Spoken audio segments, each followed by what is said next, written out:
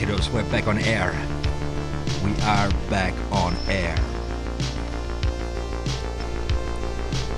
Momentos Magicos como Leodini is in the house. Hey, you Shrine Clown is there. The waiting has ended for Hey You Shrine Clown. You're live on air. Bobby Lee Bobby K. Lee. Bobby Lee K. He's receiving now video and audio as well. Everything's fine. Phoenix Tricks is in the house as well as Adams869. What's up, man? What's up, Adams? Awesome.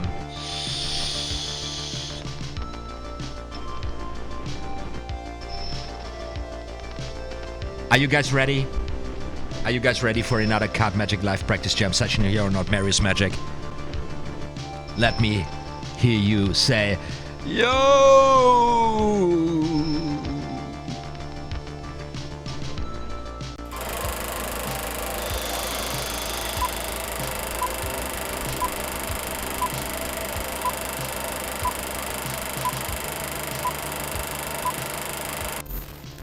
OTHMARIUS Magic. Like and subscribe.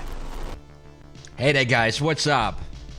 It's wintertime in the meantime. It has turned into wintertime in Berlin. That's why I've got the full winter equipment on. Yeah, hell yeah guys. Let's do this. Let's do this. I don't know why the chat is so small on the screen now there. I don't know. Maybe this changes. This is getting better when I switch here from one camera perspective to the other. Yeah, Bobby Kaylee, thank you so much for all the feedback you're hitting me with. I really appreciate it. I'm really happy. My tutorials and my videos are helping you out so much. Your enthusiasm is exciting, man. Thank you so much for the feedback. I really appreciate it. And Phoenix Tricks is in the house saying hello. Hello, guys. Hello, guys.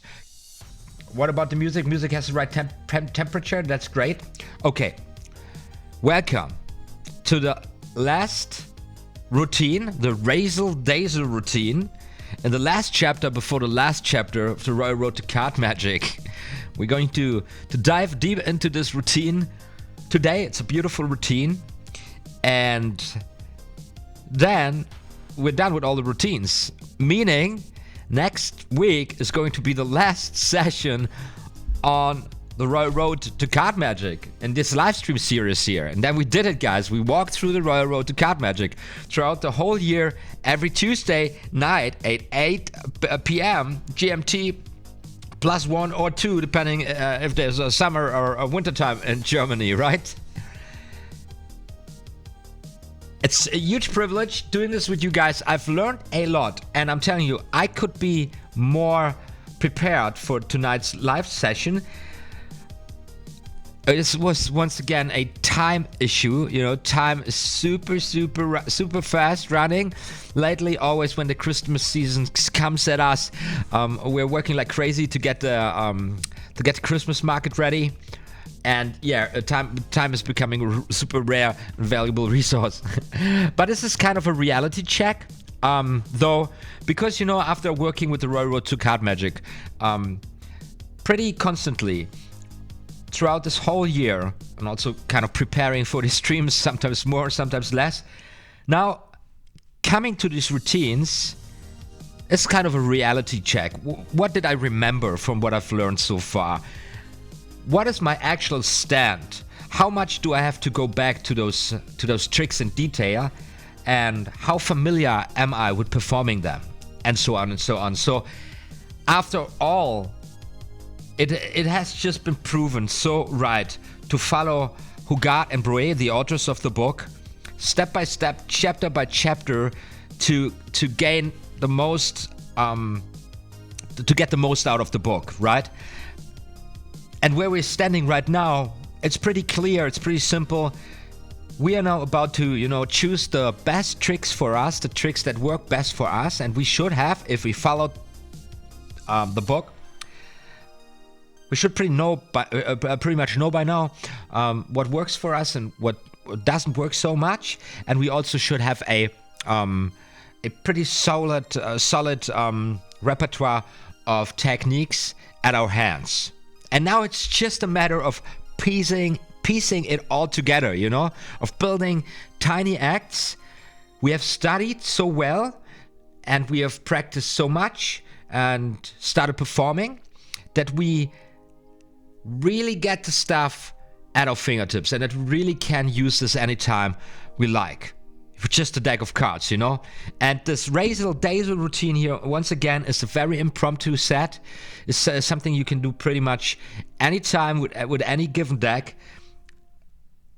It is a little bit more eye-catching than the other routines we looked at in the other sessions, which might be interesting, especially for today's standards, because as you guys all know, card magic has become very visual, very eye-catching, with very dense effects and very visual effects. Although, of course, the classic way of performing card magic is still in an intimate close-up or parlor set with audience where the aspect of the engagement, of the participation of the audience is super huge. So performing card magic is not so much the performer showing off skills, you know, hitting the audience with one killer effect after another, rather than getting into a interactive role play with your audience, getting your audience engaging with their fantasy, with their imagination, and really enjoying the whole social interaction which is going down over a deck of cards, right? And this RAZzLE-DAzZLE routine, when I looked at it, kind of, you know, in my opinion, at the first look at it, kind of finds quite a nice balance between this showing off some skills, even a color change is built in here, closes with the ambitious card, but still it is built in a way that you're not completely, you know, running over your audience. Very nice. I like it very much. Looking forward going into this with you guys. So let me change the camera perspective here once again. Now today is going to be a little less chaotic than last session, but you know, still my moves are weak. I'm so over the top with all the workload. So you guys, I hope you guys don't mind me being a little bit loose, let loose on the whole thing. Phoenix Trick says, you're an amazing magician. Thank you so much. Sometimes I'm doing quite well for myself, but you know, I'm also still in a phase where I'm learning on a daily basis, and whenever I get to performing, you know, a negative experiences, bumming, you know, is a huge part of the deal, you know. And I'm doing this here really to capture my own learning process, but also sharing this learning process with you guys, and kind of, you know, encouraging as many of you who happen tuning in, you know, to just not despair on the way, because magic it's quite difficult. You have to practice a lot, and you have to overcome quite a lot of obstacles. No, getting there, actually really building a routine, and actually really going out there performing, you know. And I just want magic being at its best. I want to become the best magician I can possibly become, and I want you to do the same, because it's just a beautiful art form, and the world needs more good, well performing magicians. So T-Wit is also in the house saying, looking forward to this since I missed last week. Awesome. Well, welcome to the show, T-Wit. Everybody, you guys now take a deck of cards out, start practicing your thing, as I'm just trying to walk my way through this routine here, right?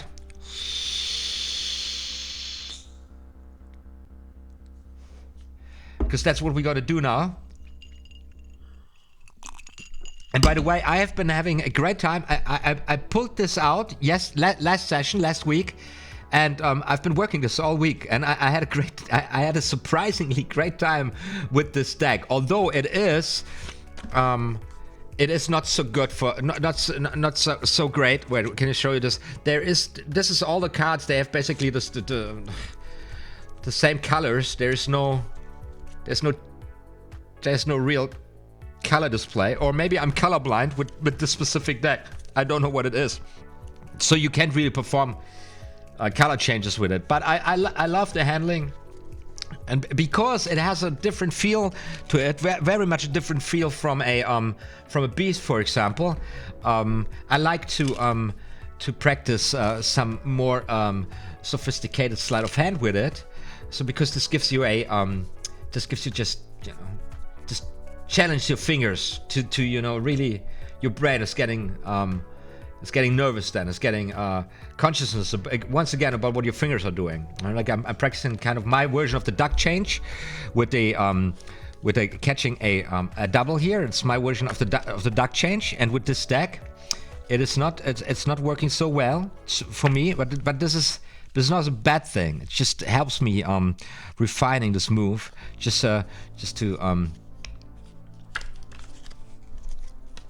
show how it's done. You gotta practice a lot. And I always try, just a quick tip here at the beginning, I always try to practice in a way so that I practice several things together, like always integrating something into my practice phases, where I'm just repeating the same motion all over again, because I'm working on a sleight of hand technique, card handling technique. And something like catching a pinky break here with this in this manner, with this pushing over of two cards, and then catching the break underneath the second card from the top while turning the top around. It's a very innocent move, at least to layman, and you can't practice stuff like this enough. This is super useful. Even if the duck change here is a color change which I feel is very risky, comes with a high risk of not getting it down to a high success rate, which in certain situations I would definitely not use, rather than the simple shake change, because this is a safe play, and for layman it's pretty much the same effect, although it is a huge difference when it comes to skills, right? And this is just as true for routines, for the tricks you choose in your routines. Of course, you can build a routine with the most difficult tricks you can lay your hands on. Where basically every phase of the thing comes with a high risk of flashing, where every tiny mistake you do can cause the whole construction to collapse. Yeah, feel free. But you of course need not do this, and you are much better off starting to build routines with tricks that are rather easy but still have a strong impact on your audience, right? So that you as a performer are not stressed out the whole time because you have to perform several passes. You be absolutely angle sensitive with everything you do, and so on, right? So sometimes I like to really focus on a deck which is not in my comfort zone, which is not what my hands are used to, just to stay sharp, just to get this different feeling. There's a different tension here to the cards. So what is it? What makes this move working in my hands?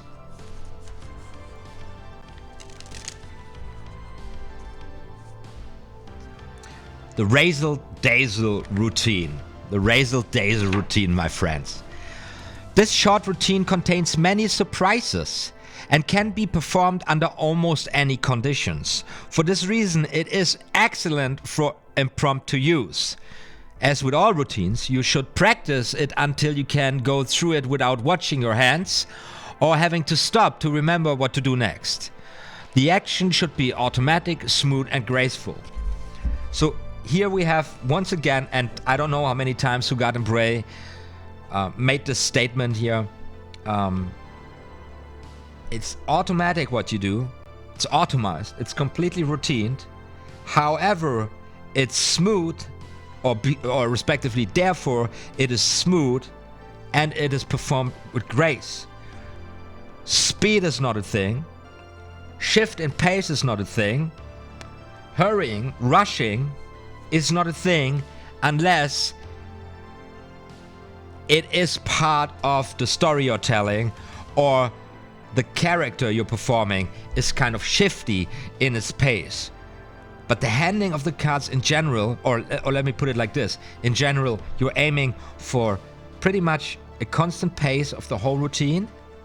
Never go too fast, never go too slow, never talk too much, but do not just focus on the cards and say nothing either, or just explain what you're doing, because this gets super boring.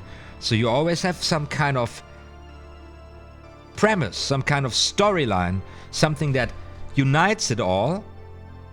And then, depending on how you play it, you shift the pace, or you regulate the volume. You know, you bring some dynamic into this. So it's called here RAZzle-DAzZLE because we creating a little bit the thing of, and this the storytelling is that, what do we say?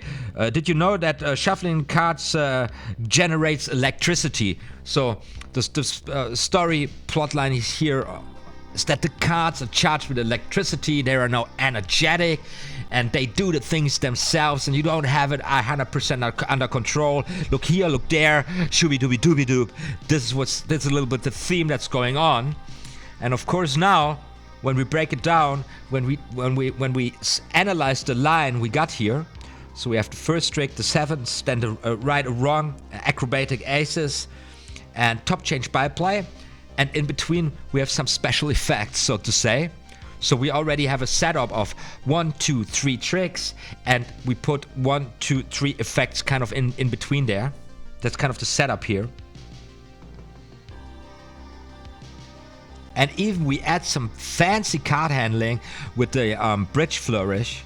I believe the Waterful Shuffle. So the in-air riffle shuffle with the Waterful flourish. This beauty here. Wow, I dropped the cards. Look at this. And this deck is not to be used with the green screen. It turns invisible. Where's my cards? Ah! I dropped my cards again. Can you believe it?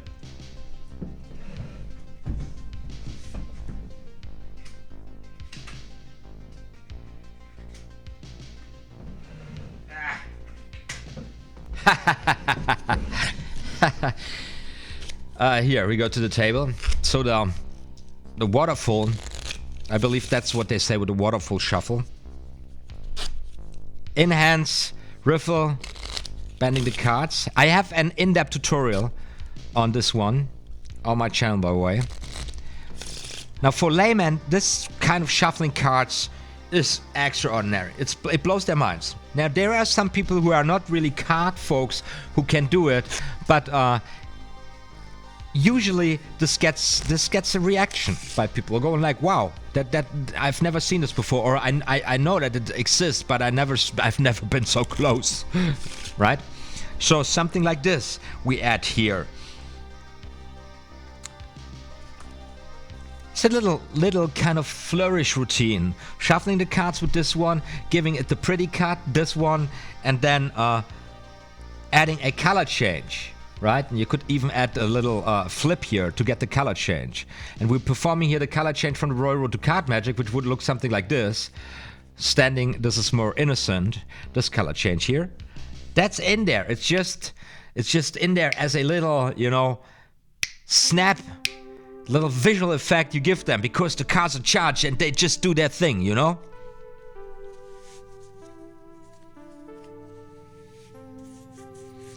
Bobby K. Lee writes, right now I shared the session with the public on my Facebook, so maybe we can get more people on here. Great, like everybody is welcome who wants to learn some fine card magic, right?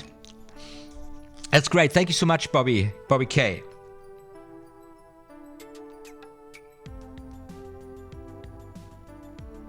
All right.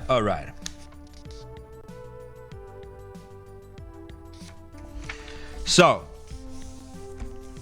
since this is the opening trick of the routine, arrange the 4 sevens as required for the trick before your performance. When you have finished the feat, hand the pack to someone for shuffling. So we're getting started with an arrangement for the sevens. Now I don't have the trick.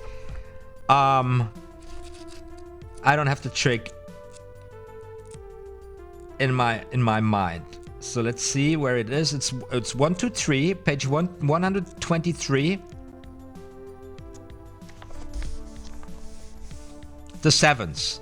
It's the first trick from the chapter with the overhand shuffle. Very nice. By the way, guys, I'm working here with a new version because my old book, it got so ruined it falls apart. My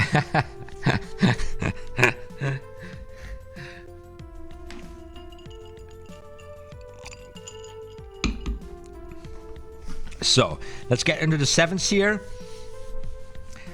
The following trick, a good one, makes use of the overhand shuffle to force a card and to bring a number of required cards to the top of the pack so that they can be used in the course of a coincidence trick. 4 cards are selected apparently by purest chance, and the cards prove to be the 4 7 spots. A remarkable violation of the laws of probability.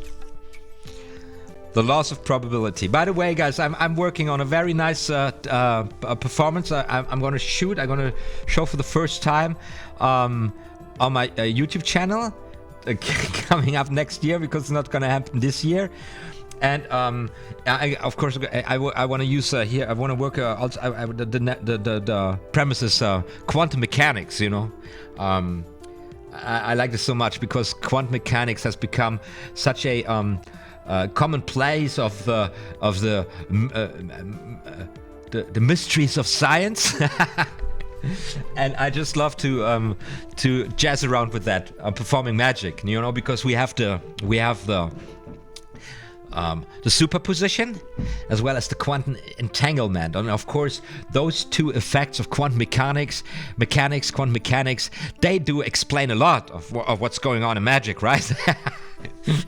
And people always love it, and I'm when I use this, I'm really dead serious. Like I'm really dead serious. Like it's science. By the way, guys, we had a poll going on my channel here. I asked you question of the moment. This is here. Let's see if I can get this any closer. Yeah. What card magic performance type do you like most? And would you wanna add one to the list maybe? So I gave you the choices here. I got the Gambler, got 14% of 35 votes. The Wizard got 26% of 35 votes. And the Joker got 57% of 35 votes. And the Juggler only 3%. So of course these stereotypes or archetypes, they are very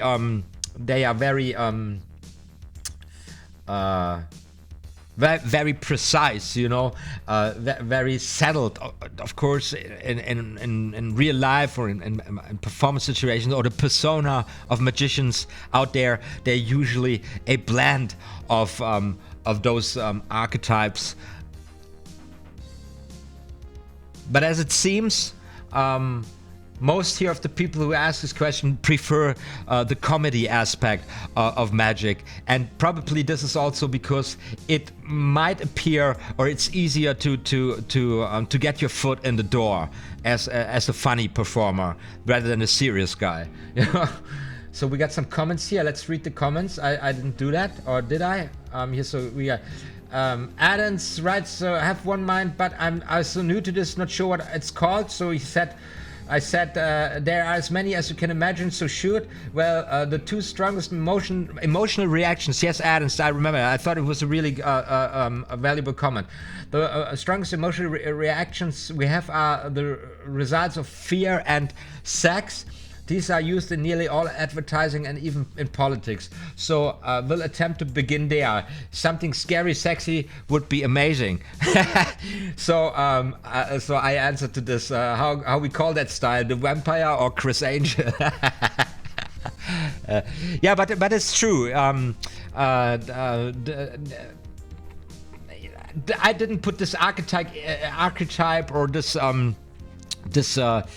it comes closest to the wizard, you know, the guy who's also working with fear and who's very mystical about it. There's also always some sublime sexual or erotic thing going on. You will very often find this on stage, you know. And if it's in the least in the 80s, the cheesy, the big time. The great time of the big stage illusions when they had the cheesy glitter costumes. It's the aspect of emotions I liked here. Adams points out, which are really important also. But this is almost a whole section, a whole field on its own when it comes studying magic. We are here in a stage where this is kind of embedded into the routine without saying it out loud. You know, it's there in between the lines. Of course, it's a RAZzle-DAzZLE routine. It's naturally this comes with a little bit of plain playfulness, being more the joker, the comedian type who's doing this rather than the serious mind reading or spoon bending mentalist, you know, who wouldn't go for like bang ha bang bang bang ha, because it just contradicts the character, the persona, right? So, anyways. Violent Vegan says, we're 100% a joker. I don't really care what the trick is when I watch magicians. I just like better, and the stupider and weirder the better. So you should also really enjoy stand-up comedy, right? Leon van Vedhoven wrote, it's possible to make a tutorial video to make the book The Expert at the Card Table more visible for viewers. Well, if you ever watch this, Leon, this is the next escalation phase on this channel. But this is going to go down next year. For now, we have to finish the Royal Road to Card Magic. Okay, and then here, Ad and Stress really like the idea of Jinn. The mysticism, the story, the superstition, working on a pattern around the storyline. That's nice. This is really creative. This is really amazing.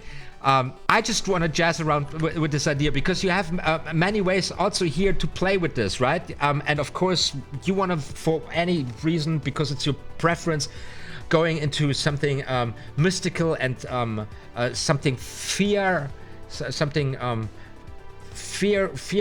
something with fear and sex. So it's getting a little more dark. I immediately have an idea of gothic, vampire. Depends on where you want to go with it. So you are aiming for the mysticism now. This narrows down the field because you can also go gory, and then you even have the opportunity again to open up for comedy, right? And this is like where immediately the Magic Jonathan pops in, you know, at some point where you have the comedy and then you go gory and then you start suing your arm and shit and people enjoy it, or whatever. Anyways, so you have the genie. You can get the ghost out of the bottle, and then it starts, you know, getting out of control maybe, or it materializes in any way, you know, and then you can bring a sexy sidekick on stage if you want to, and before you know it, you know, and this is what I love about magic so much. And now we are heading here far away from card magic. Now, before you know it, you are actually building on an act. You start to tell. You start working on kind of even a theater play or something, but with this, you know, special drive of having this one-man show, one-man performer thing going on with a magician. So you will have to think about how much of illusions do you want to bring in there, and how much you actually want to just, you know, keep telling the story, and so on and so on. I mean, think about the great magic acts. They're kind of all trying to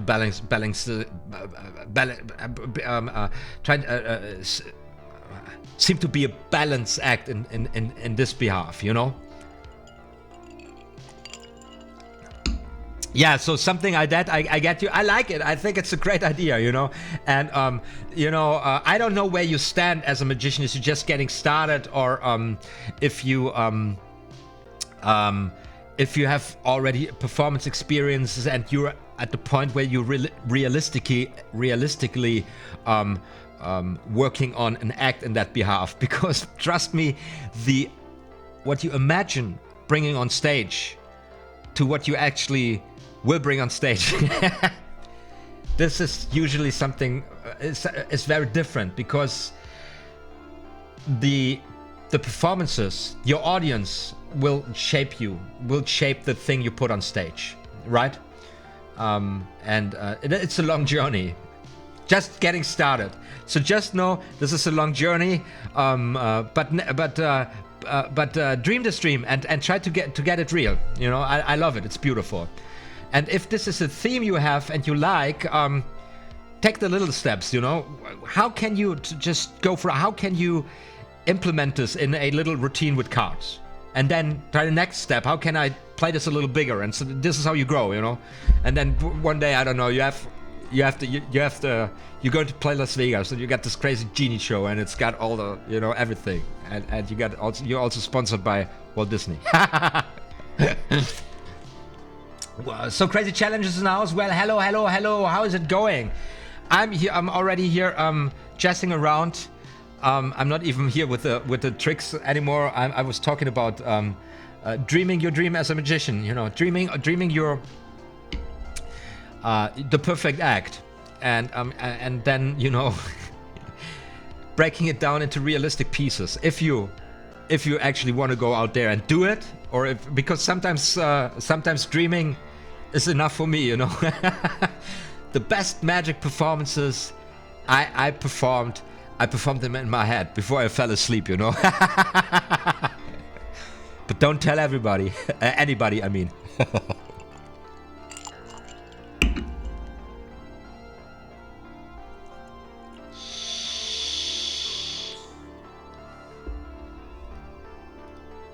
So,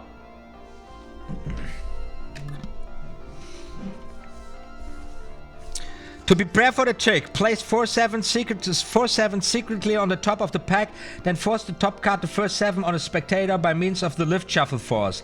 Have the spectator place the card face downwards on the table without looking at it, and place his hand on it. As he does this, place the packet in your right hand under those in your left hand, so that the remaining 3 7s are on top of the pack. Shuffle by running off 2 cards into the left hand, drop the pack on them, and pick up the whole pack. 1 7 will now be on the top and 2 at the bottom. All right.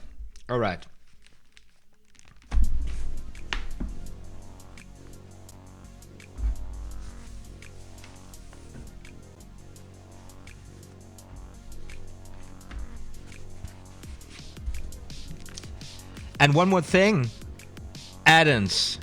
If you get going with something and you're excited and you have a great idea, be careful with it. Just say, because before you know it, somebody else will do it with more resources. It's a lot of very tragic stories in the magic world out there, because a good idea A really good idea is so simple when you got it. That's what a good idea consists of. But getting it, that's the difficult part, you know?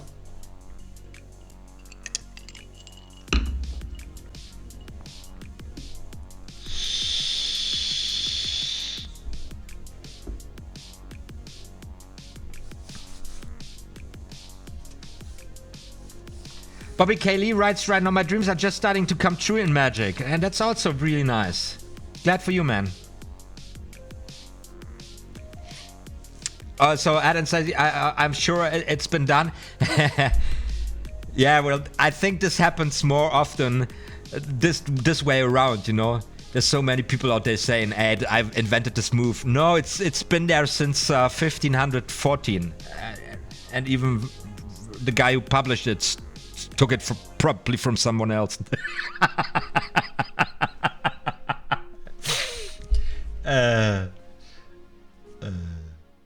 But this is how it works, you know.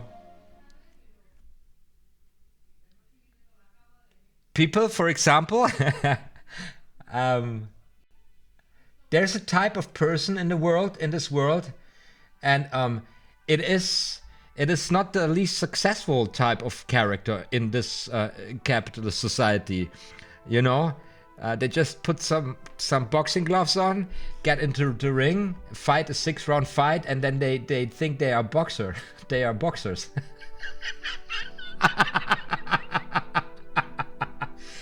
And you know what it is? What I call this? Sad and pathetic. It's just like knowing a couple of magic tricks makes you a magician. Hell, even performing big stages. You should be very careful calling yourself a magician.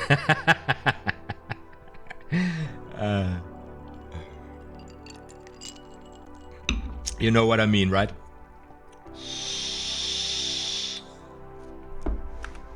So I'm not getting here. Getting anywhere. So we need the sevens here. I'm not getting to the bottom of this routine in this live stream, but it doesn't matter. I can't even find the sevens here. What the hell? So this is the extra card. I got the queens. Got a 7 of hearts. 2 8s, 9 string, 7 7 7. There we go. We got the sevens. Placing the sevens on top of the deck.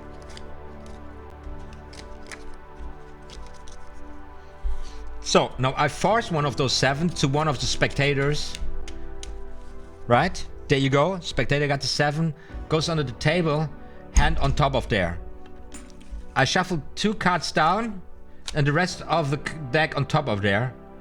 And got now set up like 2 7s on the bottom. 1 7 on the top. Right?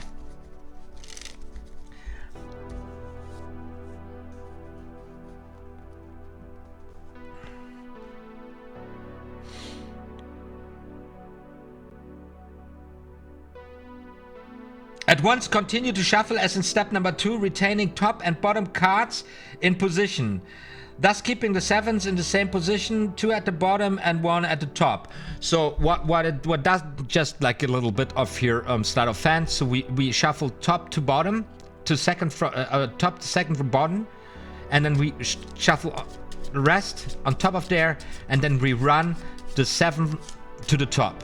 So we just change the 2 7s, right? So the whole shuffling routine here would look like 1 2 and 1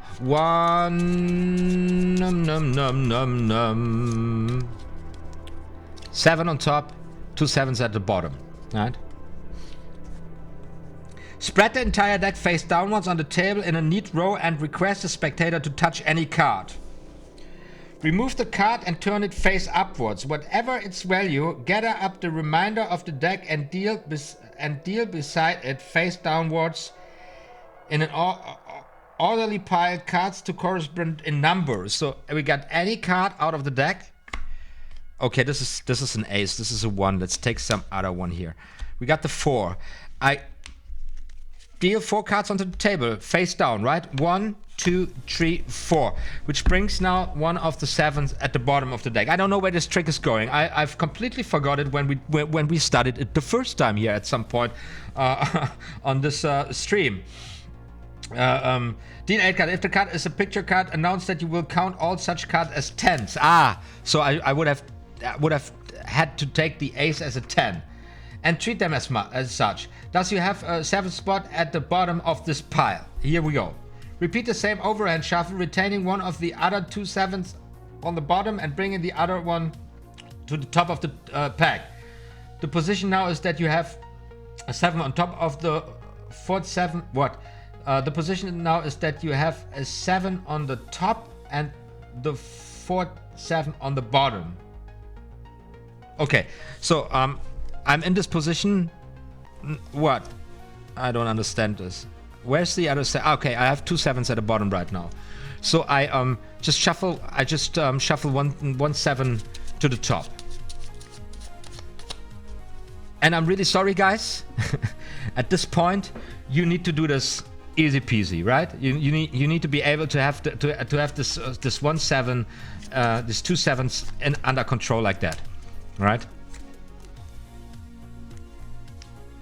So, by the way, for laymen, completely stunning. If you show a layman this, they go like, "What? How can you do this?" Right? So you shouldn't do that. Don't show it to laymen. Okay, keep that for yourself. Okay, spread the cards on the table again and request another spectator to touch a card. I'll gather the remaining cards and deal beside it as before. The number of cards to correspond with its value. Okay, I'm doing on the same pile. No, so probably on another pile. So we do this again. We have somebody pick a card out of there, just like that. Now I like the trick. I like it. So it's a 2. It says okay, it's a 2. So you go 1, 2, right? That's what you deal. And now probably we need to shuffle the last 7 to the top. So we do that. Shuffle this to the top. And we repeat the whole thing. Shuffle the cards one more, just simply beginning the bottom card to the 4th 7 to the top. You will notice, you say, that your choice of card is entirely fair. Neither you nor I can know the value of the cards you will select. Right? This is really true about this.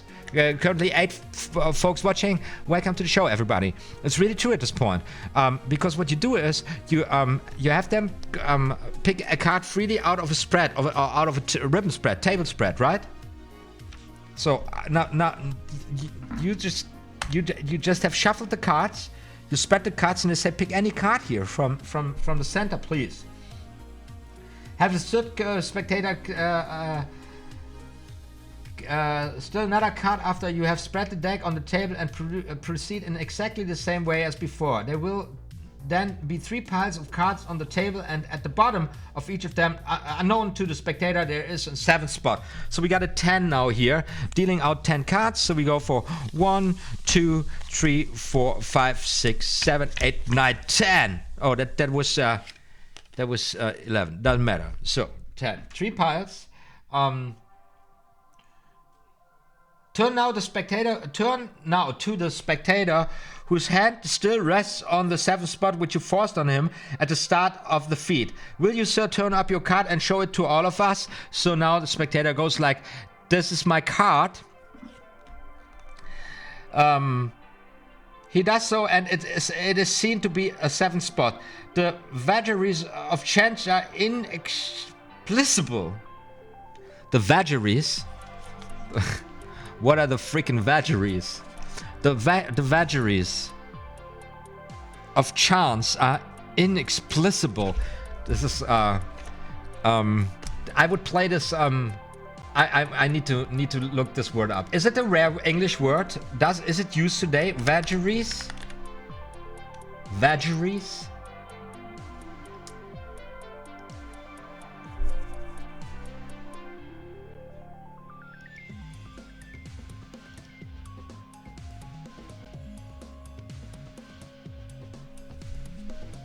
Is it? I'm not a native speaker.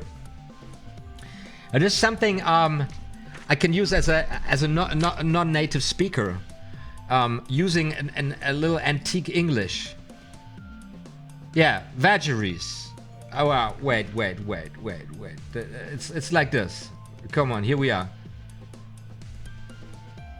Whims, moods, vagaries. Vagaries. Ah! Vagaries. Vagaries. What? Vagaries. I love this, by the way. I've loved this site. It's such a great tool. Once again. Vagaries. Vagaries. Vagaries.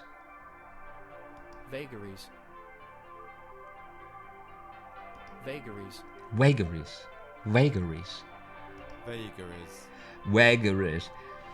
So, you gotta try the side out, guys. It's so funny because the British English here sounds always like so depressed. It's so American English is like vagaries and it's vagaries. It's so funny.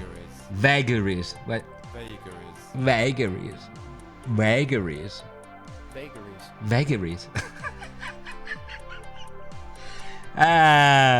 It's not in common use, Adam says. And what about the word inexplicable?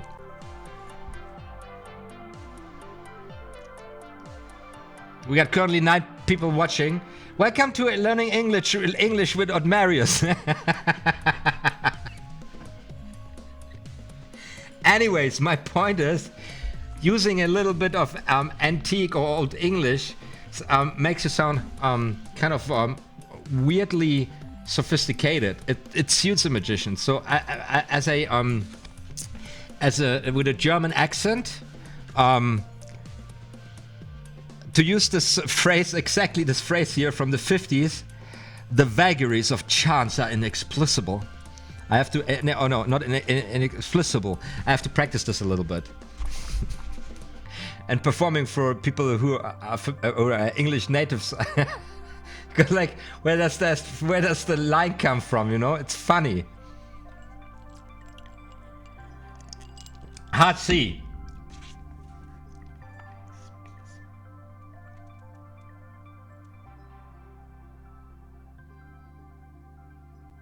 Unexplicable. I'm getting it. Unexplicable. Vagaries of change are unexplicable. Unexplicable. Yeah, gotta use this. Anyways, you gotta work with what you got, you know.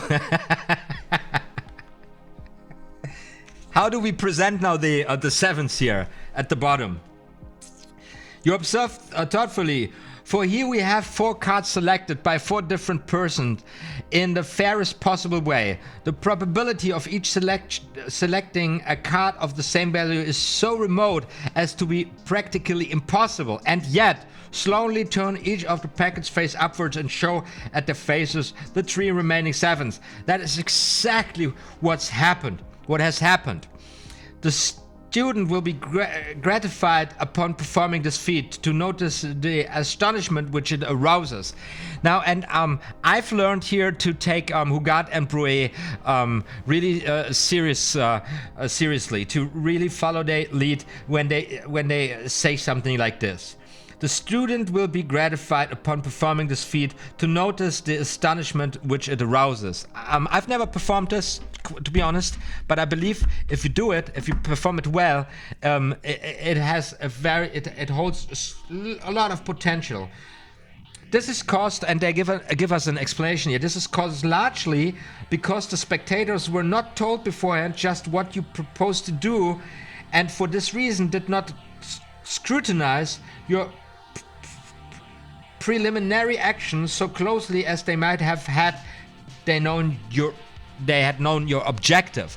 So, now this is something really true, or really important to understand for everything you perform, because magicians sometimes tend to try to hide something they don't need to hide, making life much more complicated and difficult for themselves than they needed to.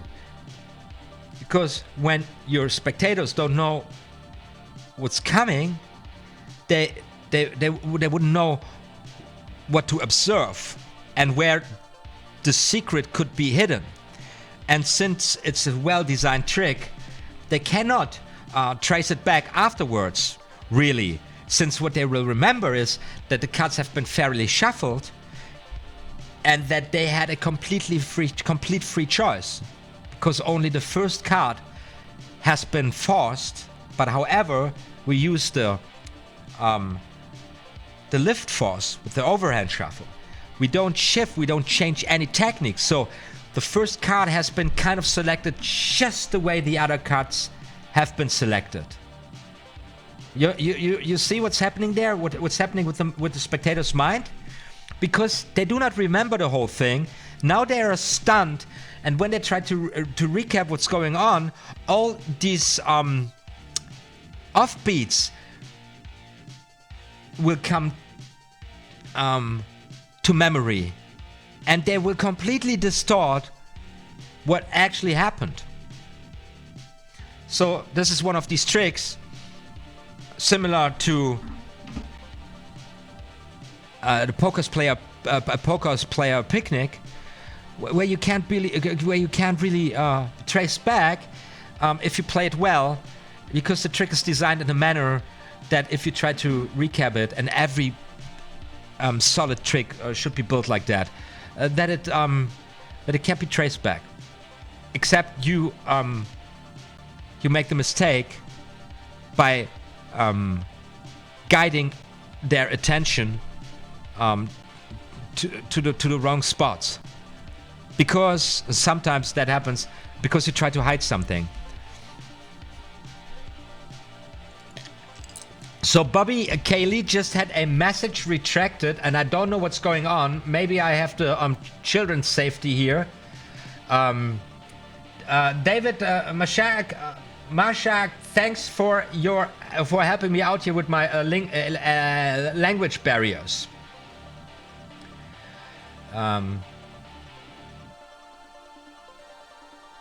Would make you sound rather well read in a performance.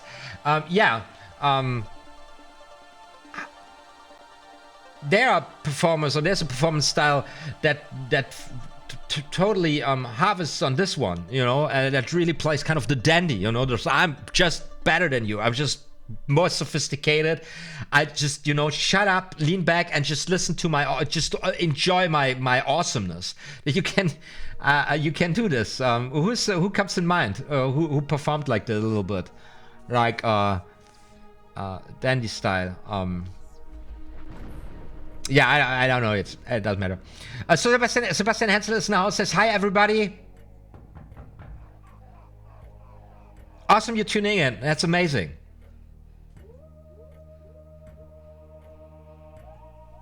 All right. So, okay, so you retracted this comment yourself, Bobby Cayley. No, okay, I get it. So we have this nice opener here. Let's go back to the card table. We have this nice opener here, and you see this weird deck here where there is no color interference. This is just this is something I definitely would not recommend at all to perform with. You know, it's just like everything looks the same. So what? How that's bullshit. But just here for practicing. So we have the four. We have the sevens at the top of the deck. We force one ace with the lift force. Yeah, this looks something. I have also a tutorial up and running on my channel. You shuffle the cards, the spectator says stop anytime. Where the spectator stopped you, there is the ace. Doesn't show it to anybody. It goes on the table, hands from the spectator up there. Now you want to have you want to get two sevens from the top down. So you shuffle two down, throw the rest on top of there, and yet now you shuffle the top ace second from the bottom, and thus retaining the bottom seven, and at the same time shuffle the seven to the top. Right? Now we ribbon spread. Spectator takes a card. 5. Dealing down 5 cards. 1, 2, 3, 4, 5. Very nice. Shuffle once again, bringing the next 7 to the top. Also repeating this to myself here right now. So we got 1 7 at the bottom, 1 7 at the top. Ribbon spread. Any card. 9. 1, 2, 3, 4, 5, 6, 7, 8, 9. Alright. That. Shuffle the cards one more time. Have the spectator take another card. 10. Very nice. 1, 2, 3, 4, 5, 6, 7, 8, 9, 10. Maybe you do it like this. Just really like this. 5. So now maybe like this. Now you have the situation. Say, look. What card did this? No. You say. The vagaries of chance are inexplicable. For here we have 4 cards selected by 4 different persons. In the fairest possible way, the probability of each selecting a card of the same value is so remote as to be practically impossible. And yet, slowly turn each card over. And yet, we have this incredible result. Bang. Nice. So. But we are not with single tricks here. We are with a routine.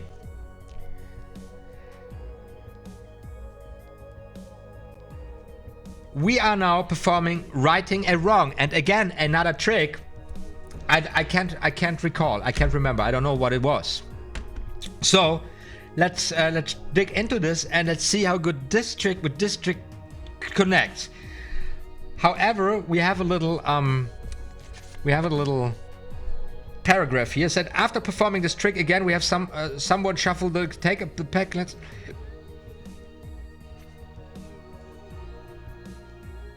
No. We perform the next trick. Before you perform, when you have finished the feat, hand the pack to someone for shuffling. Right. So now we are in a situation. We have those cards. We have someone. We take an assistant, magic assistant. We have the person bring the cards together, gather the cards, have them shuffle the cards, right? And we're going into righting a wrong. It's on page 160 and following.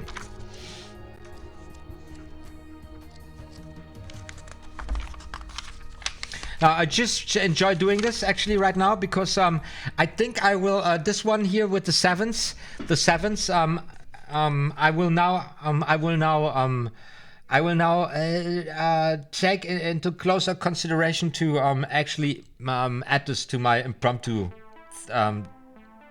free jazz set.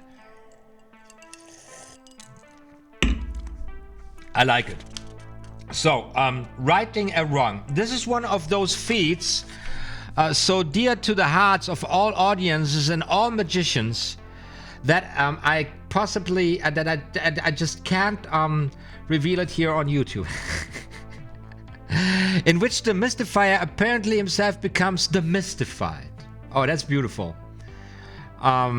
He fails, but in the end turns tables in striking fashion. He fails, but in the end, nothing pleases an audience more than to catch the infallible wizard in an apparent failure. They enjoy his discomfiture for the moment, then are amazed and intrigued when he emerges triumphant.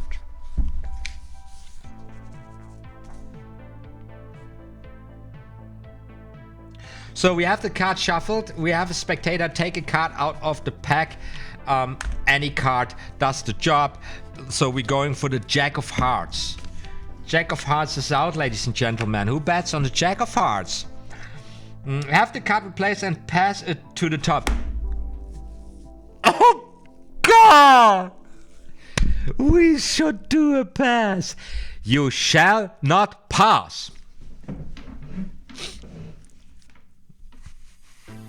I would, in this RAZzle-DAzZLE thing, you know, make it easy on yourselves. Have the spectator select the card, shuffle the cards, right? Have him place the card in there, shuffle the whole thing in there, done, right? Just one more time of shuffling, even one more time, got one over there, false card, whatever, something like this, while you go for the premise, and you keep your Jack of Hearts on top. That's how would I do. But they want us now to perform a pass.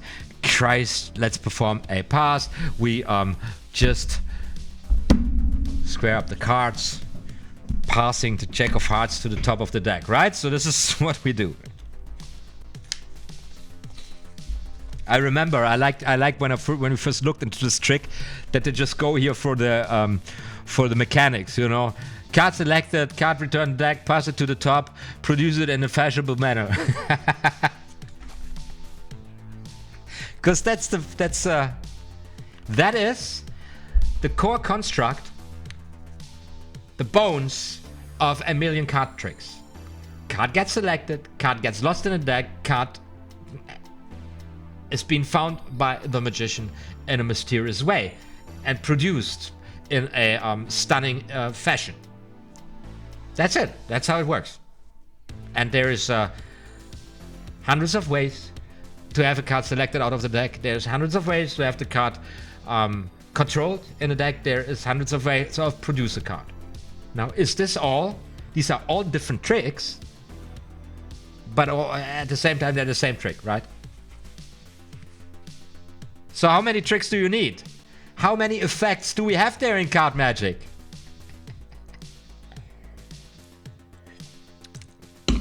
A Violent Weekend is in the house. It is a sweet deck, but it's not really workable, honestly, because there is no, all the cards, they have the same color. Here, look. What? That's, what do you do with that? That's something where you you know, when you have more colors in the deck, and you, I don't know what I would do this, how I would perform this. Playing a joke with this, like kind of for colorblind people or whatever. It doesn't work. Invite the spectator to name his card, which let us say is the Ace of Hearts, and instantly say 8 cards down. Okay, here we go. I like stuff like that. So let's say, what do we say? We have the 8. Let's say the Ace of Hearts. Okay, we say the spectator's cards is the Ace of Hearts. There is the Ace of Hearts, ladies and gentlemen, somewhere in the center of the deck, in this really poor conditions, bringing it back, squaring up the cards. We got the Ace of Hearts at top of the deck, right? Invite the spectator to name his card, which let us say is, so now we have this, we have the card lost in the deck, and now we say, what was your card? And the spectator says, the Ace of Hearts, and you say, 8 position in the deck. So it makes sense to shuffle the cards. So I wouldn't just pass it, or at least when I pass it, I would shuffle the cards, because that makes it more fun, right? 8 cards down. 8 cards down. This is where we are. We are 8 cards down with the Ace of Hearts. Deal 7 cards and prepare for a double lift. As you say, will you name your card again? Turn over the 2 cards and show an indifferent card, which let us call the 9 of clubs. Okay. I say 8 cards down. I deal 7 cards. 1, 2, 3, 4, 5, 6, 7. And I say, and the 8th card, that is your card. Will you say it again? And the spectator says this again. And then what you do? Deal 7 cards, turn over the 2 cards and show an indifferent card, which let us call the 9 of clubs. So we turn the double around and we say the 9 of hearts. Close to the clubs, right? 9 of hearts. Appear disconcerted by your failure and turn the 2 cards face downwards as 1.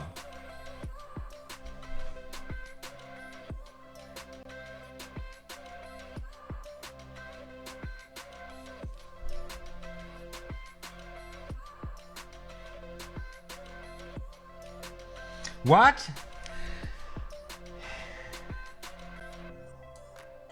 I'm so stupid. Okay. So, what we do when we have the Ace of Hearts on top of the deck, we have to deal cards on top of there. I missed a so I have the card replace and pass it to the top. Pass it to the top. Shuffle overhand, running 7 cards above the chosen card, which becomes the 8th card from the top. running 7 cards on top of there. So we go 1, 2, 3, 4, 5, 6, 7 in jog, undercut. So now we got the 8th card there. Okay. 8 cards down. We deal 1, 2, 3, 4, 5, 6, 7, and then we say, what was the card again? Getting ready for a double. I don't like the situation for double. It's not the spectator's card. We turn the double around. If you go fail and turn 2 cards face down as 1, remove the top card, the spectator's ace of hearts, and toss it face downwards onto the table. On the table to one side. Let's get rid of the 9 of clubs, you say grimly. Don't worry, I'll find your card if it takes all night. Shuffle overhand, running 7 cards above the top card. As in step number 3, the 9 of clubs, which is supposed... So we have the 6 of clubs here, which is supposed by the audience to be on the table. Okay. So we top change. So I'm dealing down 7 cards here again. 1, 2, 3, 4, 5, 6, 7 in jog. And undercut.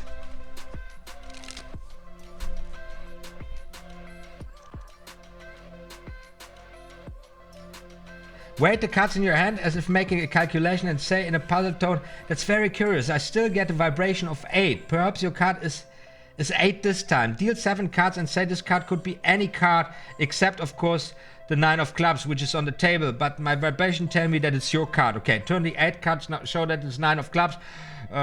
So we go again 1, 2, 3, 4, 5, 6, 7, and then now the 8 card, it could be any card except for the 6 of clubs, which lies on the table, but I'm pretty sure this is the your card, the ace of hearts, right? And you turn it around, oh, and it's the 6 of clubs. What? Deal 7 cards and say this card could be any card in a... Turn the 8 card and show that it's the 9 of clubs. Curiosa, you say this can't be the 9 of clubs. I put it on the table unless turn over the table card and show that it's the spectator ace of hearts. So top change thing.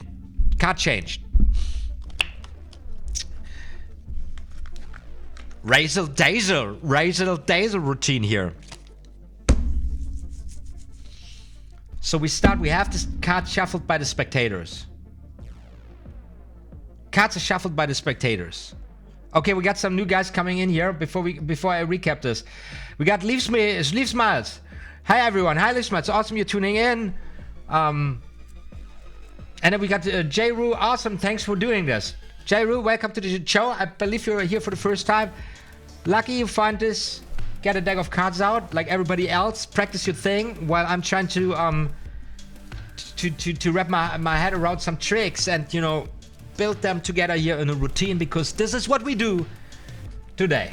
We are on page 245 in the Royal Road to Card Magic. Very important book in card magic, the book of books in card magic to get started with.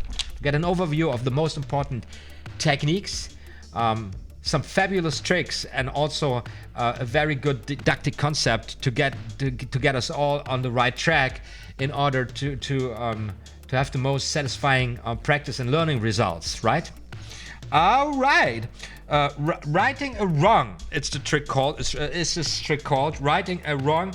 It is on page 160 is following, and we have just performed the 7s. We have a spectator shuffle the cards. We have a spectator take any card out of there. Take any card. We take the card stack. You shuffle the cards and say, put your card in there. Put your card in there. So we keep on rolling here with the ace of hearts here, right? You got the ace of cards. Shuffle the cards. Put any card in there, right? Whatever your card is, put it in there. And I would do it like this. I would use the shuffle to control the cards, since I have to control deal 7 cards on top of there anyways, right? So why would I pass? That is just a waste of energy. So I have the spectator put it in there. I go 1, 2, 3, 4, 5, 6, 7 in jog and overcut. Now I lost the card, I believe. Do I have it? 1, 2, 3, 4, 5, 6, 7, 8, and I lost it. I lost it. Where did I lose it? Why did I lose it? I was too fast. I was too crazy. King of Hearts. I don't know why I lost it completely. This is not possible. What did happen here? Okay, there it goes. Now the great thing is, Shirab, greets from Munich. And thanks for doing this. You're very welcome, guys. Awesome you're tuning in. So, when you practice, when you get a feel for the cards, and you know for sure that you fucked it up, that it's lost, just, you know, don't panic. Just say, man, just do it again. Just do it again. So let me try this one more time. So we have the spectator shuffle the cards. I shuffle the cards. I have the spectator put the card in there, anywhere, and then I deal. Shuffle down 7 cards. 1, 2, 3, 4, 5, 6, 7 in jog and undercut. That's what I do. Now I've got 1, 2, 3, 4, 5, 6, 7 and the 8. It was one too much. No, 7. That's 7 cards. 1, 2, 3, 4, 5, 6, 7. 7 cards and the 8 card is the ace. We're good. We're good. I got it.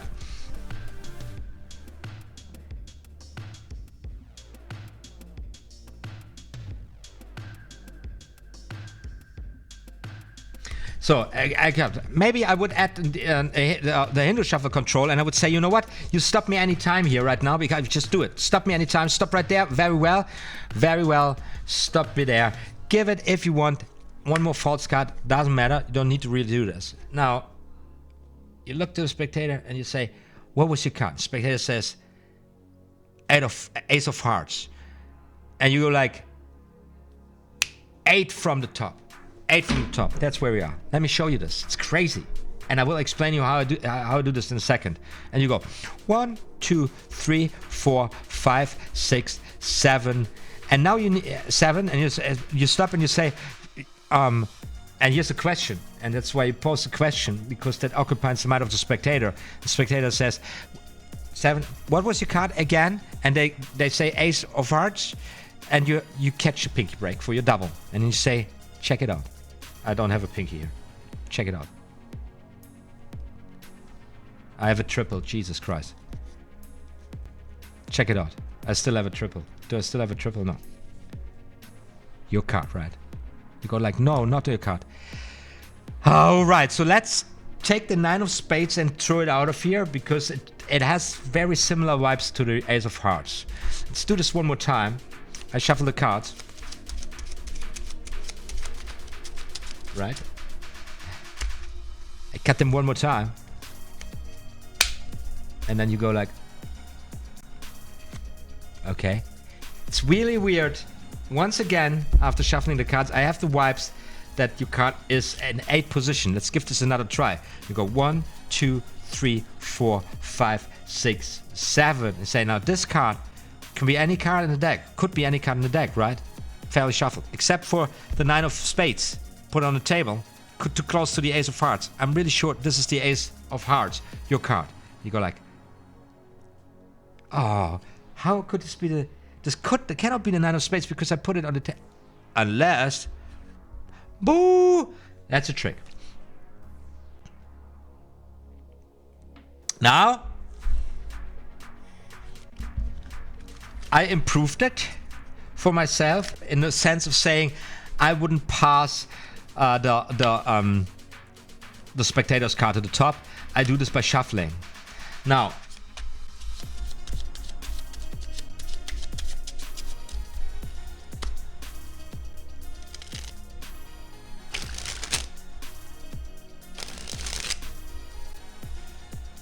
so a problem I have right now is that when I deal down the cards, like to stop here,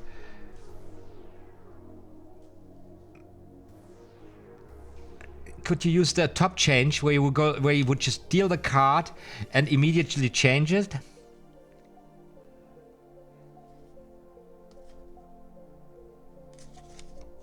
Would this be cooler? You know, I'm coming from this, because I'm in this situation. For me, I'm just thinking now for me as a performer.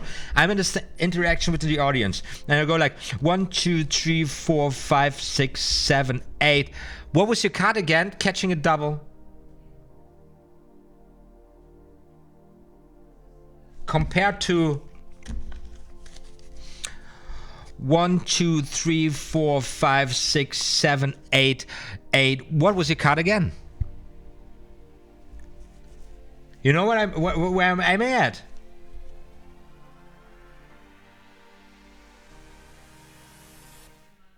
But I would need to do another double then, right? To place the card on the table. Well, maybe I'm thinking too far here. So we are 1, 2, 3, 4, 5, 6, 7. What was your card again? Catching the double. The whatever. Check it out. Bang. Okay, this is not your card. Well, then let's place this away because it distracts me.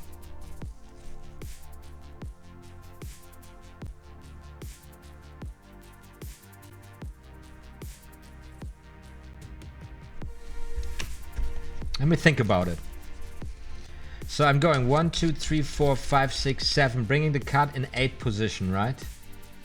And I'm dealing 1, 2, 3, 4, 5, 6, 7. And then I just need another card.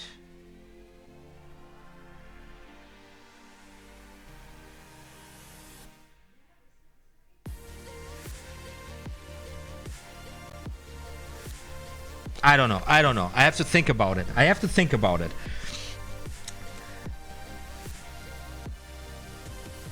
But what you could do is you could take catch the double in a different manner. So you go 1, 2, 3, 4, 5, 6, 7, 8. What was your card again? No, that doesn't work really. How do you do this?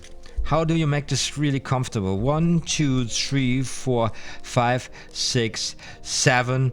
What was your card again? No. So I would do it like this. 1, 2, 3, 4, 5, 6, 7. So what was your card again? Yeah, the Ace of Hearts. Check it out. Something like this. This is not your card. Okay, let me place this here away because this card has too much going on here. I don't know. Now this is a very fine example of how you work down a trick. You know, I think I have a problem. I've naturally, from my experience, I have a problem with catching a double in the situation, because that's why I don't like it, because I'm dealing down. I'm saying the challenge. My challenge is to say your card, whatever it is in the 8th position.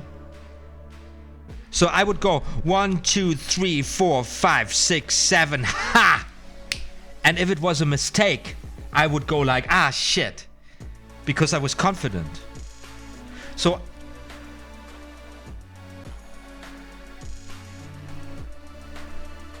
I don't like this moment for myself when I go 1, 2, 3, 4, 5, 6, 7 to make a break here and ask the spectator what was the card in order to get a double, right?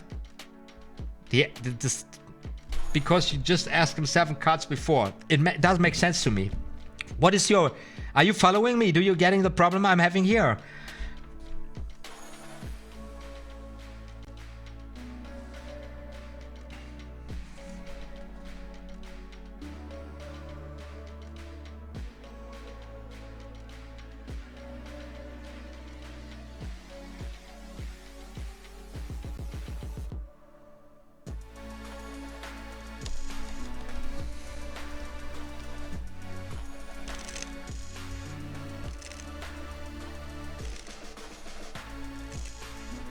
Yeah, this is you guys are there's some nice advice here.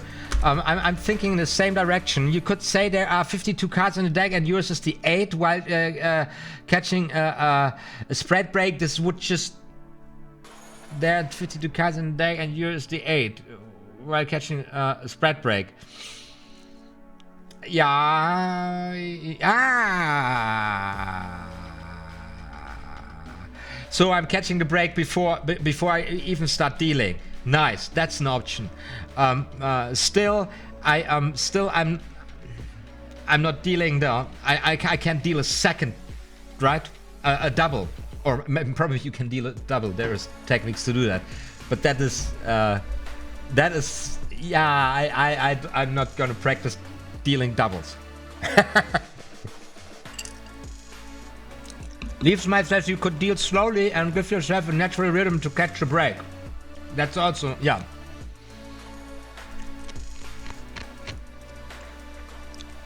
But anyways, you see, this is a relatively simple trick, right? But from its interaction with the audience, for me, it is not enough reason to ask again, what was your card again?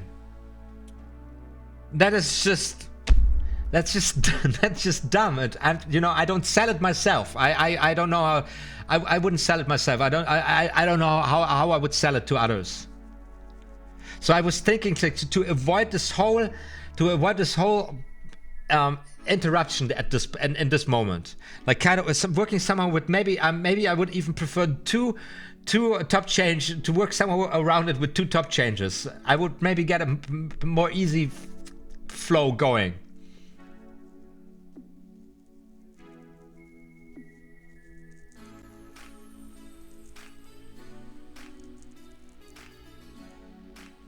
So Momentous Magic says, would it be a good magic if the next card I turn over is your card?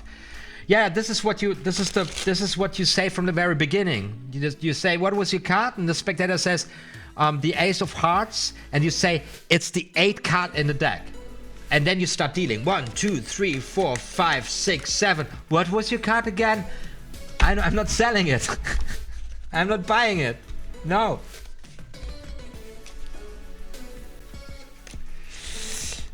But we're not going deeper into this right now. This is just a specific, or maybe I'm just now dramatic here. I'm just like,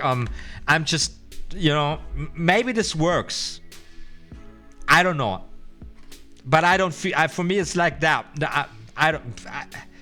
I see a problem coming at me in this moment. But this is just a problem of the specific trick, right? This is just, and there is a workaround here.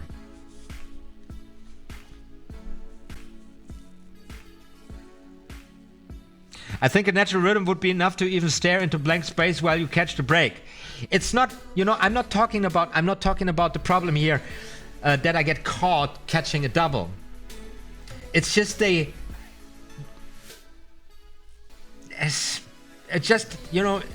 you are in this routine that's RAZzle-DAzZLE. It's already, things are happening and stuff.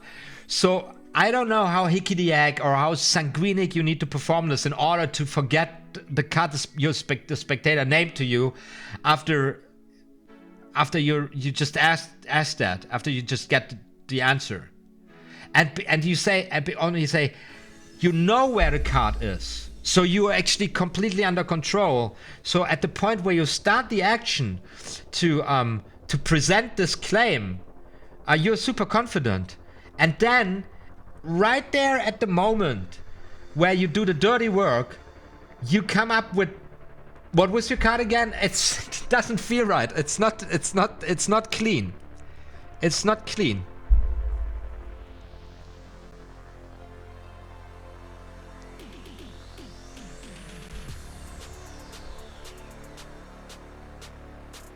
What if you deal when you got it on top?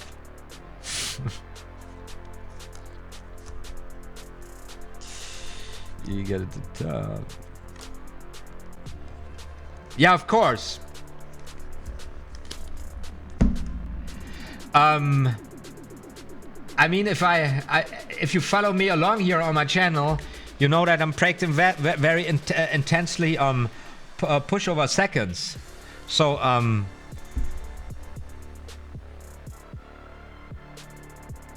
at a certain point, you only need to control the card to the top, and then you just, you deal your seconds, and you can bring it up at any moment you want it anyways, right?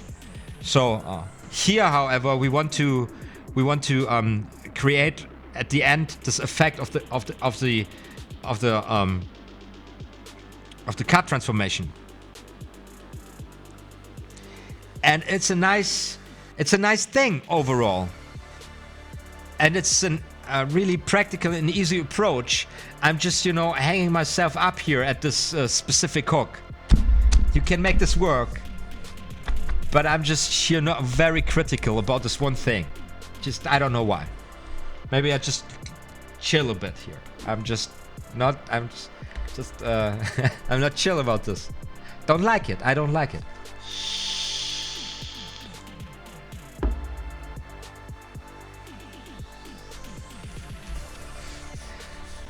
No, there is no, I disagree, Wild Vegan. There is no natural break here. The break here you create is unnatural. It happens in a mindset where actually where you just wouldn't do it. At least I don't get there for now. Anyways, it doesn't really matter. It doesn't really matter.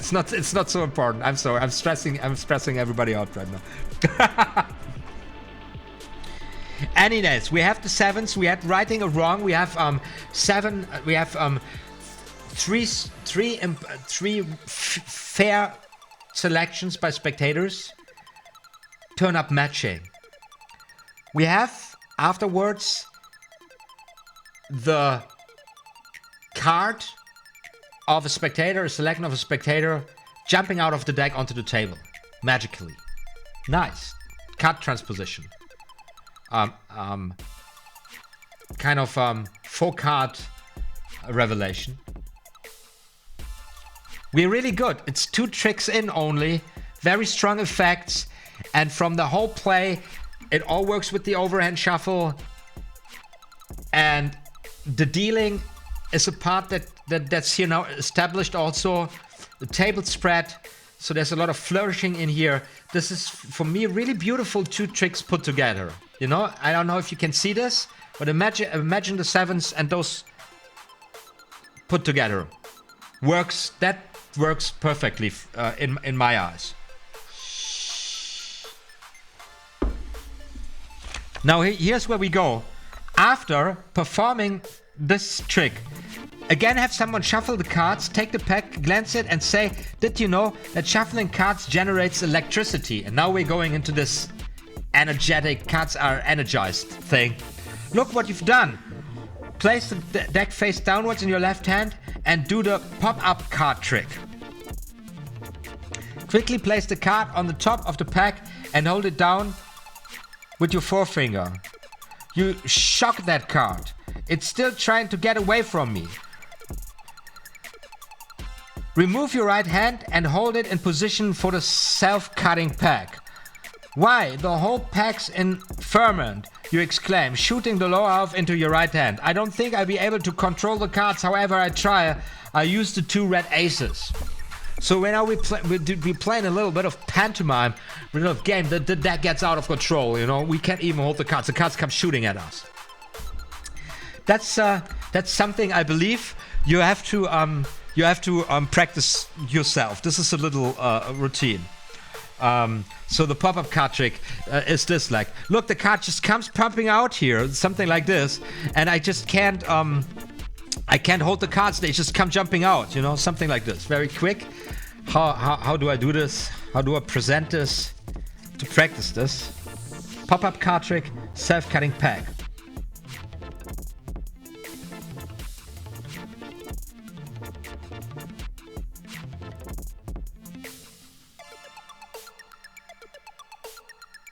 Yeah, this little thing is here in between. Before we get into the acrobatic asses.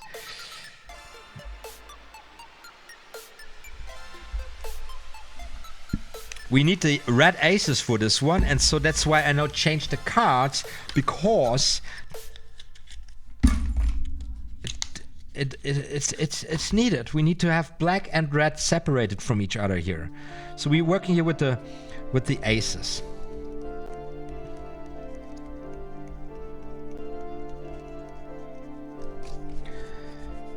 And once again, I want everybody to know, and obviously you can see this, you can watch me doing this. What I'm doing here, it is not, I'm not teaching this routine here to you guys. I'm wrapping my head around it and trying to find my way through it, what is offered here in the material. I recap the tricks we already studied, and I'm doing here preparatory work for actually practicing the routine. So it's just like learning slides, just like as a preparation for specific tricks. then learning the tricks as a preparation for the routines, and then learning the routines.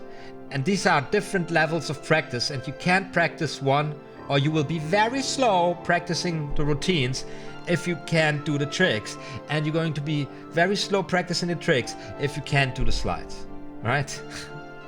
So this is the ladder we're stepping on. Learn the necessary slides, get them at your fingertips, then learn the tricks, get them at your fingertips, then routine them, get them at your fingertips. And of course in between you go out. So at your very first time as a magician, you go out and you just perform some tricks. You add them together, you start performing routines and some extra tricks. You add new tricks to your material. As you practice new slides, so you shift it up always. And this is how you work your way up to the up on the top of this pyramid as high you want to get. And then it's entirely up to you what you want to create. Or what you want to, why you do this. Do you want to do this because you just love it and you just want to do new routines and new routines? Do you want to define and polish and master just the one routine for you that's your 15, that's your 25 minutes, and it's so good, you know? And that's what you do. It's also a chance. Or you have 5 routines that you polish, depending, and so on and so on and so on. Or do you just want to use card magic, you know, as your entry, and actually you want to do something else? You just need card tricks for the big stages. Oh no! Oh, that's disgusting. Where's my towel?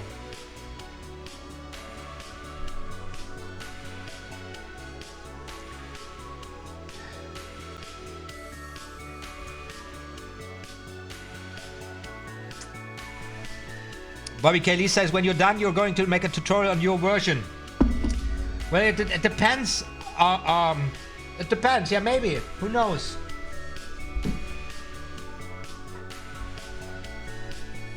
See, the tutorials on my channel so far are concerning basic card handling techniques. Every novice of the art needs to get down to seriously study card magic.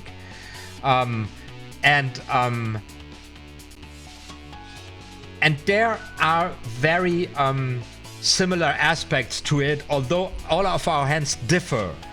But if you watch several people who mastered a certain technique, explaining what was the key for them to get it down, to really get it, to really start practicing. This really helps in this process to figure out what's the trick about it in your hands. And now on the next level, we are dealing with card tricks that are time proven. You know, they are classics. These are all feet that have been worked for centuries before the publication of the Royal Road to Card Magic, and they still are working. And so these are things we are now in the next step with the solid foundation of card handling techniques. We're going out to experience to make our experience as performers. And then, of course, from there, it's getting more personal and more personalized, because you will be with the experience you make, you will be more conscious about and more realistic about and more knowing about what works for you, what you actually want to do. So you start creating a vision for yourself, and this goes into your decision making. And you already made experiences what works for you, which will go into your decision making. And at a certain point, you just you have to work it out for yourself. You're about to master. You become a master in the art, and that doesn't mean that you know every trick in the book. It doesn't mean that you know every slide perfectly. It means that you are aware about who you want to be as a magician and what you want to do and what you want to perform, right? And then you will be very selective, and you will know, I don't need this, I don't need you, but the most of it you will not need.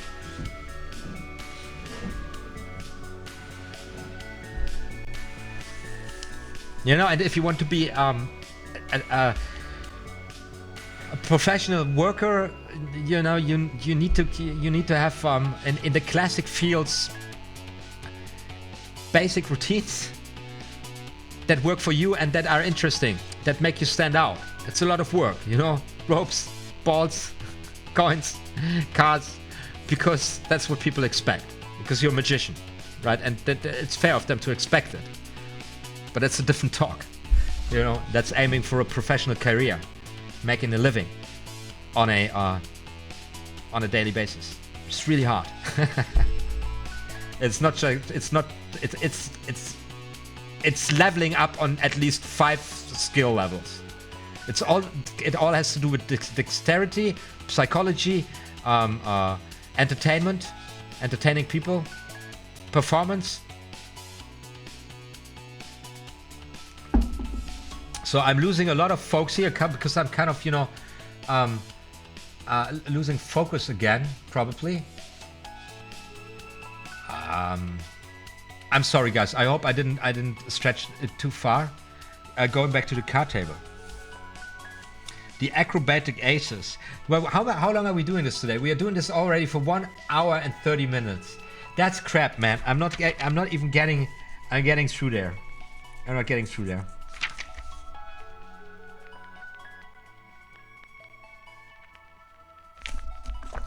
Doesn't matter. 173 acrobatic aces. Let's see how big of a biggie this is. Oh yeah, this is one with the SHAL WE card. So now we're with the SHAL WE card. It's once the SHAL WE card has been mastered, the trick itself is practically self-working. So how was this?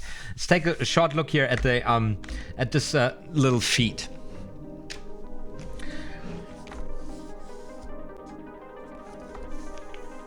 Place the ace of hearts at the bottom and the ace of diamonds at the top of the pack, and then spread the pack face upwards, showing that there are only the 2 red aces in the pack.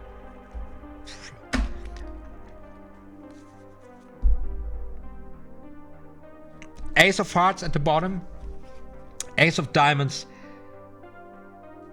at the top of the pack. Then spread the pack and face upwards, showing that there are only the 2 red aces in the pack. Right? Gather the cards, turn them face downwards, and in squaring them rather sharply, and in squaring them, bend them rather sharply downwards, right? We want to create a downwards bend here by squaring them up. So something like this. Square them up, bend them sharply downwards, right? Or you can spring them in your left hand if you prefer, right? The spring. If you prefer, if you can.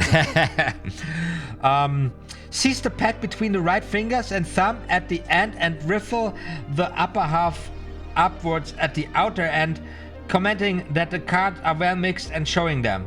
What you have done is bend. Okay, so we bend them first inwards and then we bend with a ruffle 1/2 outwards. Now we're creating a gap then.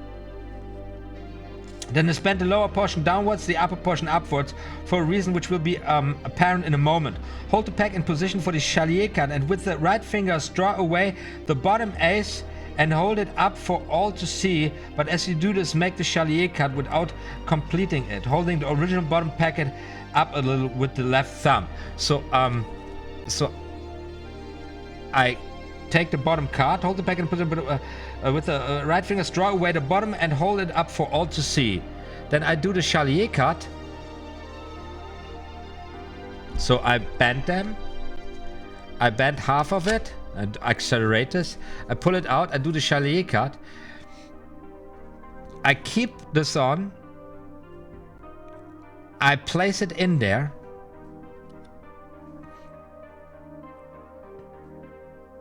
Holding the original bottom pack a little with the left thumb. You will do this unnoted because you have misdirected the attention of everyone to the ace which you show. Drop this ace face downwards on top of the original upper portion and allow the original lower portion to fall on it, squaring the cards. Boom. That's what we did. Now we're in this situation here. We have this gap. And allow the original lower portion to fall on it, squared. If you will glance at the pack at this point as you practice, right, where this is where we are right now, you will see that there's a crosswise bridge in the deck, which you place there when you bend and riffle the cards at the start. If you now make a second SHAL WE card, the pack will split at this bridge. Now take whatever card is at the top of the pack and hold it up with its back to the audience, miscalling it the Ace of Diamonds. As you do this, make another Chalier card, splitting the pack at the bridge. What? I'm saying now, look, I've got here on top the Ace of Diamonds, and I also cut this Ace of Diamonds.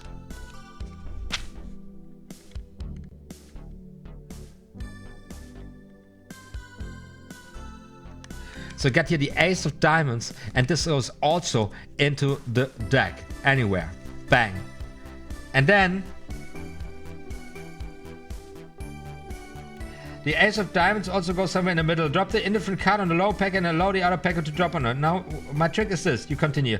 The aces have been placed somewhere in the middle of the pack, but they are acrobatic aces. And if I give the pack a little shake like this, you shake, lift the top card, right?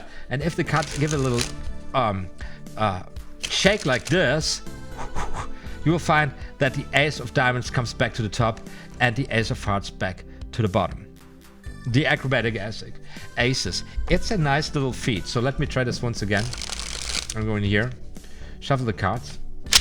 I say, look, I got the Ace of Hearts here, and I place it right there in the center of the pack. And then I got the Ace of Diamonds at the top, and also this goes right there in the center of the pack. And now if I give them cards a little shake, just like that, you will find the aces are very acrobatic, because the Ace of Hearts jumps back to the bottom and the Ace of Diamonds comes back to the top.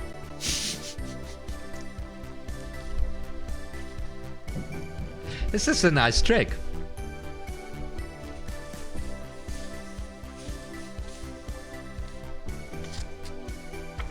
So we're RAZzle-DAzZLE here tonight. We have the sevens, 4 sevens, 3 selections, match, bang. We have righting or wrong, a spectator's card, again a free selection, jumps out of the deck onto the table. Then we have a pop-up card and a self-cutting pack as a little display of the cards being magically charged and they're almost not in control, right?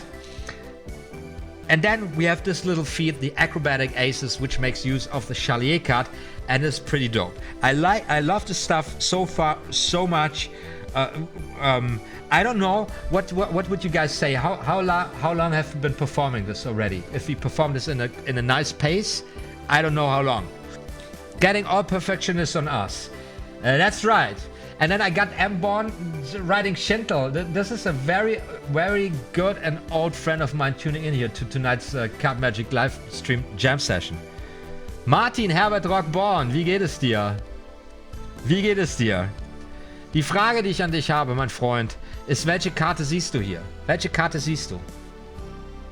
Hm? Die Karo 2, Martin, guck nochmal genau hin, weil es kann sich gar nicht um die Karo, sondern um das Ass nur handeln. Das war jetzt sehr schlecht. Das konnte man sehen. I love myself kaputt. That is right. And now you're getting me into the Dinglish universe. Because I'm working here with a book which was published in the 50s, the Royal Road to Card Magic. And the authors called Jean Hougard and Frederick Brouet kind of use an old-fashioned English, and this just gets me out of my balance in between. Adam's right. I really appreciated some of these moves are hard to get from the book. Yeah, it's good to just get a look at how this could look like.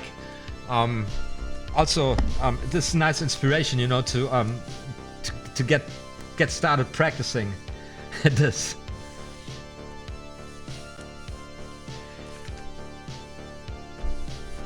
So.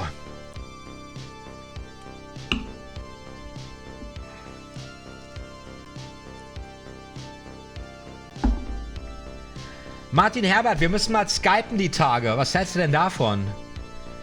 Ich hatte nämlich eine stressige Zeit hier. Christina war zwischenzeitlich mal im Krankenhaus. Und wir hatten sonst viel Ausfall wegen Krankheit und so und sind jetzt fürs Weihnachtsgeschäft schon total im Hintertreppchen. Super Stress.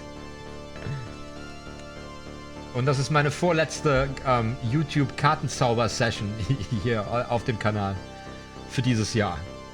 Deshalb machen wir das noch, ja? Das fände ich cool.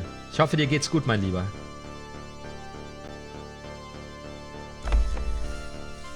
So, speaking a little bit in German, to my friend.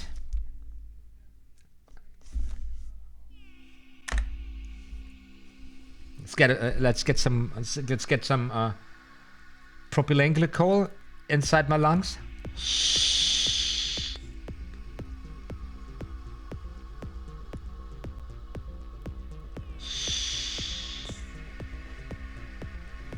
Ja, logisch. Rathaus Pilsner Tannenzäpfle.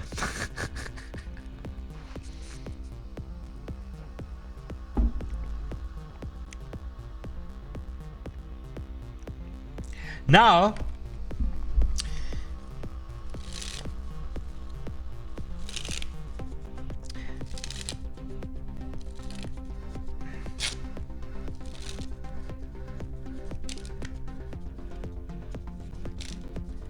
we're getting back here to the card table. We are in this kind of pretty fast-paced, energetic deck. The aces now come jumping back out of the center of the deck. And from this position, we shuffle the cards with the waterfall. We're squaring up the cards. We pretty cut the cards. And we even perform a color change. Any color change we desire. This is the one we learned in the ROyAL Road to Card Magic. Oh, which is really nice because it really changes the 7 into any other 7 you desire, because that is how we roll in Magic. And if people ask you how you do this, you say, I do it by the power of my will, because I can't just make any card jump out of the deck. Something like this. So a little byplay here with a color change, because that's the pace, and then we go into top change byplay.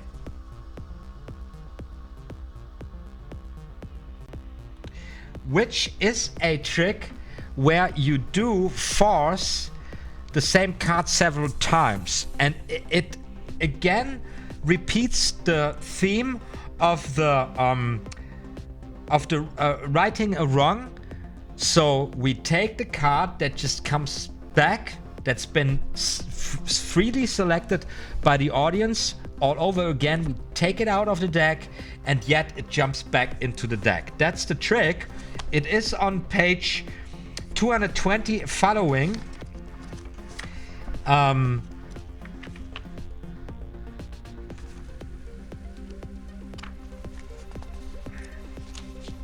Now, 220 following, that's right. They say this is another quick card trick, especially suitable for an impromptu or close-up performance. I will not go too deep into this here right now. Have a card drawn and shown it to all. When it has been replaced in the deck, control it to the top by means of the Hindu shuffle. So we have a spectator select a card. We say, let's say it's the 7 of diamonds here, and we just shuffle. You can see it right now because I'm stupid. So we have a spectator select a card. We have the 7 of diamonds here, and we control it to the top by means of the Hindu shuffle. I've made a mistake, you apologize. Let's start over again. Take another card. Force the same card on the same spectator using the classic force. So the ROyAL Road to Card Magic here invites us to, now I lost it trying to load it, invites us to force the card from the top with the classic force, something like this. As you guys know from the session where we talked about classic forcing, I like to force from the bottom. which works for me much better. Just like that. This is how I get more control over it, to get the card out there. Classic force. We force it again. They find out it's the same card. This happens, you must act though it's genuine surprise to you. You must never be schmuck. You remember this? Pleased with yourself when you make a force. You must never be schmuck. What was it? What was the name? Riley Schmuck. Reach out and take the card in your right hand. Turn to address someone on your left. Switch the card to a random card. Have that thrown on the lap of a spectator.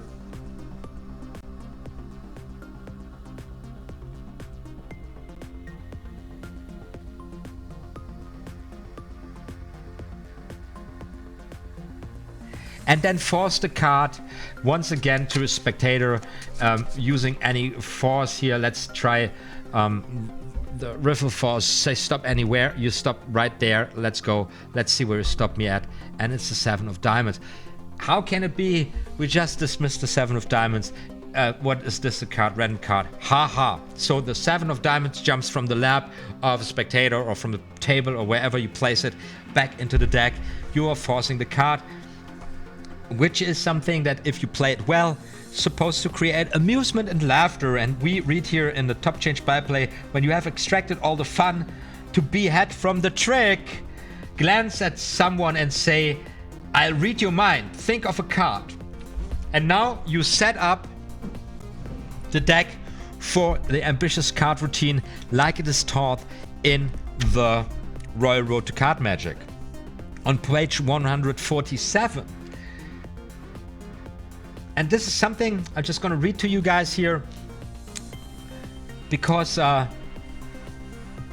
this is kind of a nice example of how to fool around with your audience, how to use that in order to set up your deck for the next trick or even routine,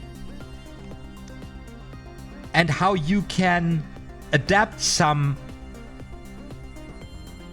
interaction with your audience like that here, some playfulness with your audience, but to keep your drive, to keep your narrative, to keep your pattern rolling within the routine, or maybe if you want to shift it to another direction, you know, to go from magic wizardy serious type to funny gambly type, you know, if you want to show, because you have a great audience, it works well. Your first performance, it worked super well. You want to add, because you know, 2 routines, you want to now add your gamble routine. You started with the RAZzLE-DAzZLE routine, and it worked well, and now you want to show your gambling routine, right? And then you can use a playful interaction with your audience here, like something like this, to navigate your attention, to shift it a little bit. Let's read it. It says, say to your audience, I'll read your mind. Think of a card. Spread the cards with their faces towards yourself. Find the 8 of clubs and cut it to the top of the pack. This is your setup now. It doesn't matter what you do in this moment. Hesitate, shake your head and say, concentrate place. Find the pack, find the 9 of clubs, remove it and hold it with the backs to the audience, saying, remember, all you did was think of this card. Kindly name it. He names it, at 1 in 52 times it should be the card you hold. And the other 51 occasions, glance at the card and say, oh, in an expressionless tone, and place it to the top of the pack. Immediately and blandly say, well, I'll do another trick for you. This time I'll think of a card and you name it. Ready? Good.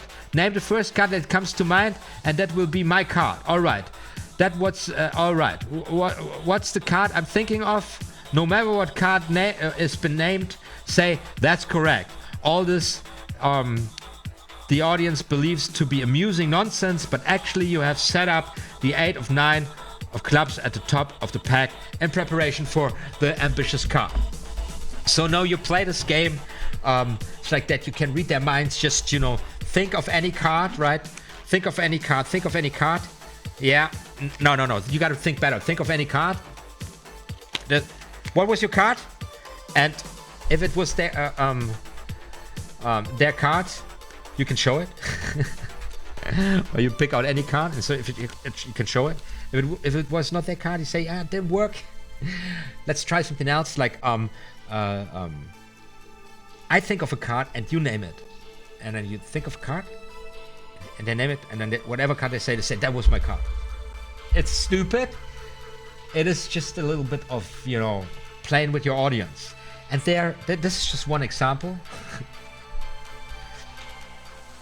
There is thousands of ideas you can come up with to play with your audience. And probably you know a lot, you've seen a lot already. Your favorite card magicians. What do they say to their audience? How do they chat with their audience in between when they shuffle the cards? These things are also very, very important in card magic. Absolutely crucial to building a routine, to navigate the attention of your audience, to shift the mindset. Like, or let me put it like this. The attention of your audience is closed circuit, very fast. Chip, chip, up, down, and the brain connects one whole thing out of it. The overall mindset, the overall understanding of what's going on, it's much more slower. It's much more like a wide shot. It goes like, okay, this is what it's happening about, like this. And if you want to shift this one, you need to push it a little bit, you know, to get it like, okay, now it's not the dramatic, powerful magician anymore. Now we're looking at the funny comedian, you know, and it's and you also need to shift the mindset of the people like this, where you want to have them, and when you have them, you lock them in, and then you manipulate or you navigate their direct attention again, right? And that's also a crucial part of building the routine. Now I'm actually talking about, we have been now studying how to build routines, and the next thing is how would you glue routines together? You know, building routines with tricks, and now building real acts with routines. That would be the next step. But before we do that,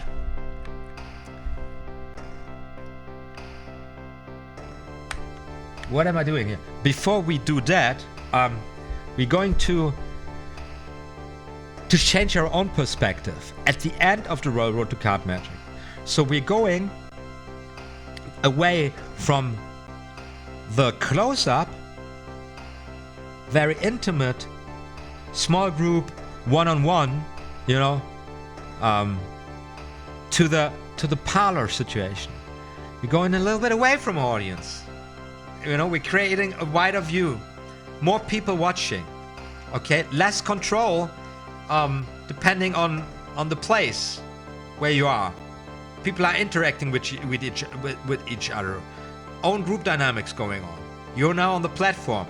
You got to do this from there. You got to reach more people. You got to keep their audience much focused on yourself. How do you do this with a deck of cards? Is it even possible? We got part 3, and that is platform tricks. We're going to deal with this in one session next week. But this is just, you know, to get an idea about this shift of distance.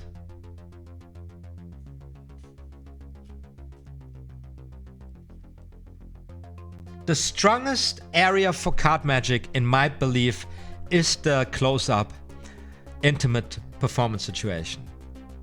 Card magic is still extremely powerful in a parlor situation, but it already loses strength, and you really often see performers compensate this loss by taking members of the audience, putting them aside. This is what, you know, on a card table, for example. This is what close-up magicians very often do.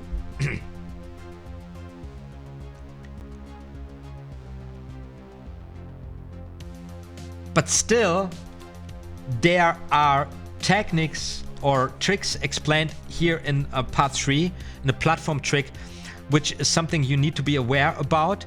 You need to at least have put a little bit of thought into it, because sometimes in a wild close-up situation, it can happen that that just by chance it just happens by group dynamic, by the dynamics of the room. You get into almost a parlor situation, and you can work this, and you can work this even with the material we have been studying throughout the whole year. And it's just good to wrap your head around this once before, and I believe this is what we all have to do before we kind of repeat the whole thing we did this year, but not on the basis of the Royal Road to Card Magic, but on the basis of the expert card technique by the same authors, Hogarth and Brouet. This book, the expert card technique, is less didactic and more resource orientated than the Royal Road to Card Magic. So I will have to figure out how I best tackle this in this live session formats. Now, there are a lot of chapters in the expert card technique that are organized like the Royal Road to Card Magic, or that are just focusing on specific techniques. So in that behalf, it would be a repetition of shuffling techniques, of specific fundamental slides. But more interestingly for all of us, I believe, would be looking into some of the really cool tricks in expert card technique, and also some special slides which you will find in the book in between the lines. There are some extremely cool techniques that are basically hidden within tricks. This is talking 2020, right? And then also in 2020, we're going to look at the ambitious card, kind of synopsisizing. I believe that's how we're getting started next year, synopsisizing and recapping the whole walkthrough of this year using the ambitious card.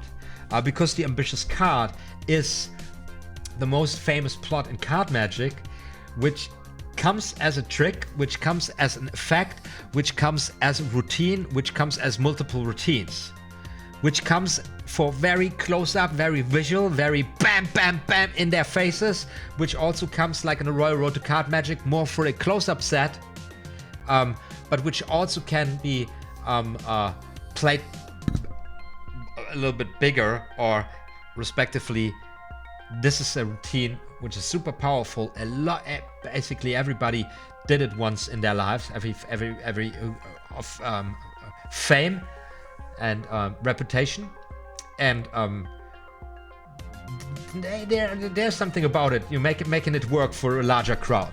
How you get a strong effect like the ambitious card publicly workable, like on a bar where a lot of people are there. Things like that. That's where we get started next year, and then we have a nice circle for all the beginners tuning in, like going back, repeating the most important basic techniques, nailing down, hammering down some fine tricks, keep on building routines, and overall, progressing with our card magic, right? Because that's what we're up to. That's what we're doing. So Bobby Kelly says, I'm just starting to feel comfortable with my latest routines after a few years of experimenting. Yeah.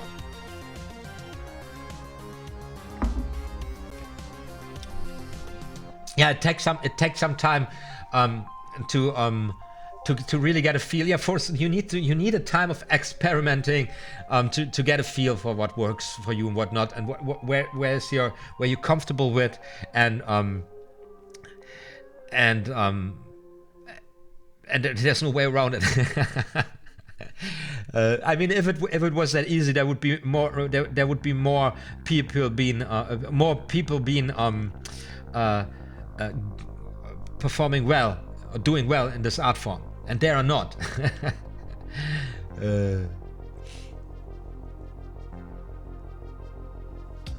Think I have too much blood in my alcohol nicotine. The additives, yeah. I'm vaping. It looks crazy, but it's, as a matter of fact, it's not so much nicotine in there. It's the lowest dose you can have. I probably smoke more. I consume more nicotine when I was a smoker than with this thing.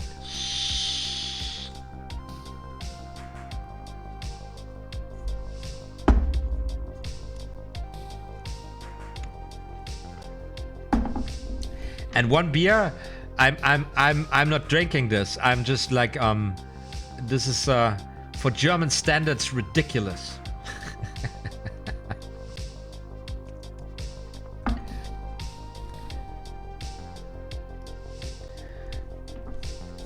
So what do you say, guys? You want to add something to this routine? You gotta some open questions. Are you satisfied with the way we tackled the RAZzLE-DAzZLE routine tonight? Because we've been doing this now for, holy moly, man, we are down for 2 hours right now. 2 hours, and it feels like nothing. It feels like nothing.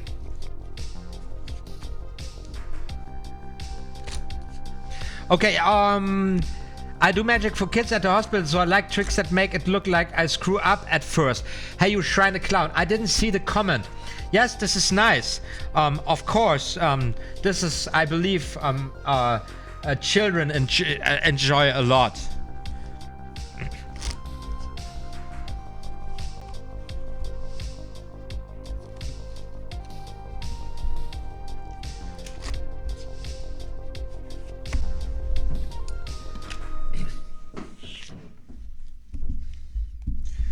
Bobby Kelly says 2 hours of awesome. Yeah, it was a very productive session today. I didn't lose my shit about YouTube.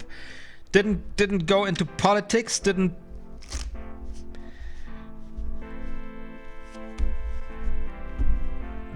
upset myself over random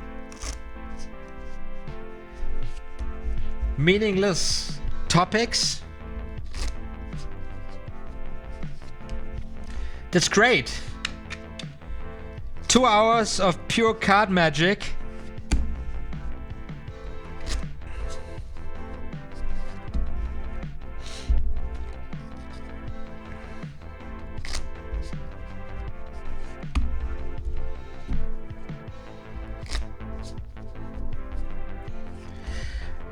I mean, it would be really worth a homework to write down a routine, to build at least 5 tricks, a routine with 5 tricks and a little bit of, you know, byplay, and really write it down and really imagine it. Why I want to do it like this and why I want to do it like this, just to get into this mindset of really imagining the performance and really starting to crafting performances for a real audience and not for, you know, for our own fantasy or for the sake of dreaming of being the smartest kid in town, you know.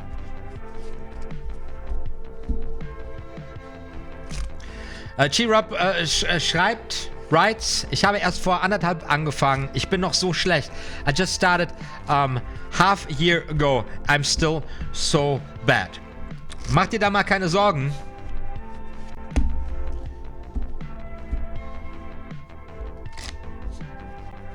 Das wird schon. Das kommt schon. Wenn du da regelmäßig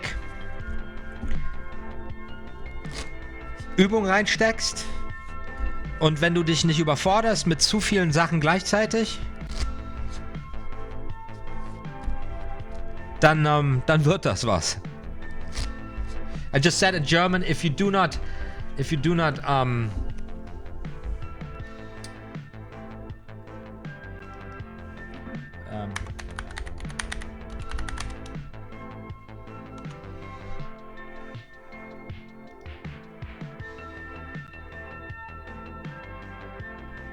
overwork, overload, overstrain yourself with too much material and keep it real, and you put a fair amount of practice in there, it will come to you.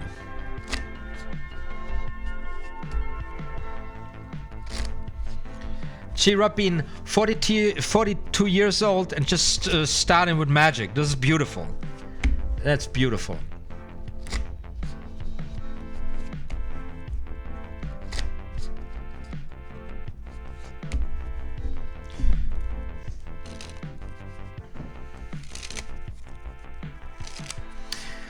Yeah, today's trick with the sevens, I like it very much. Or you can do it with any cards, with any. Let's do it with the aces. I got them aces here. Recap this.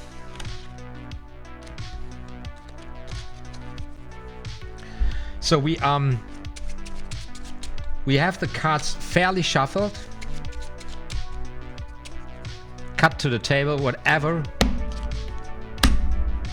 And we have a spectator select a card by stopping us in the shuffle at any point. And that is the spectator's card, which he or she does not show to anybody, right? And then we keep on shuffling the cards. Where are we? Like this? Where was it? Where was it? Like this. We shuffle the cards.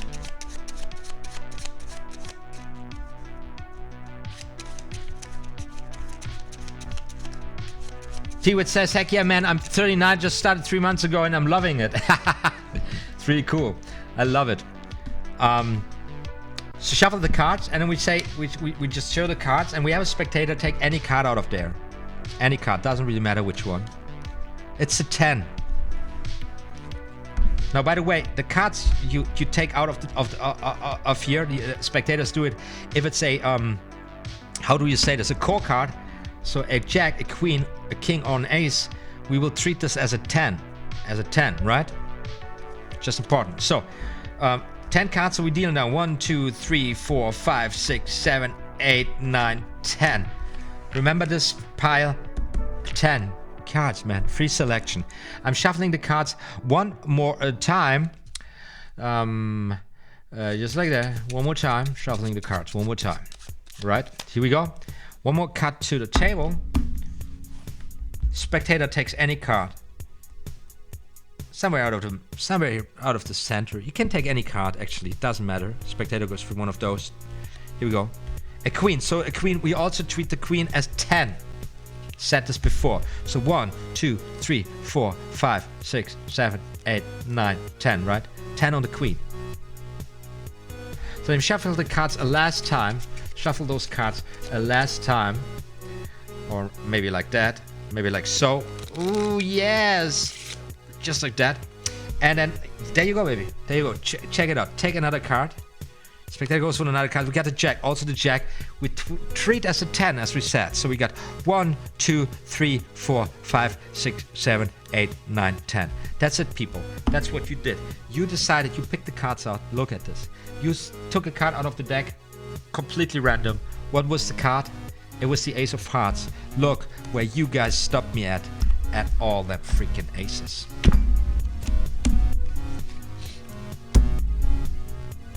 Boom. Boom.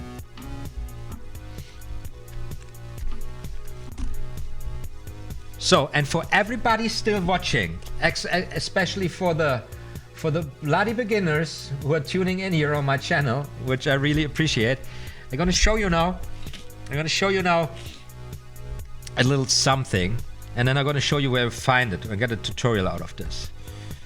This is a Ted Annemann thing. And this is really beautiful.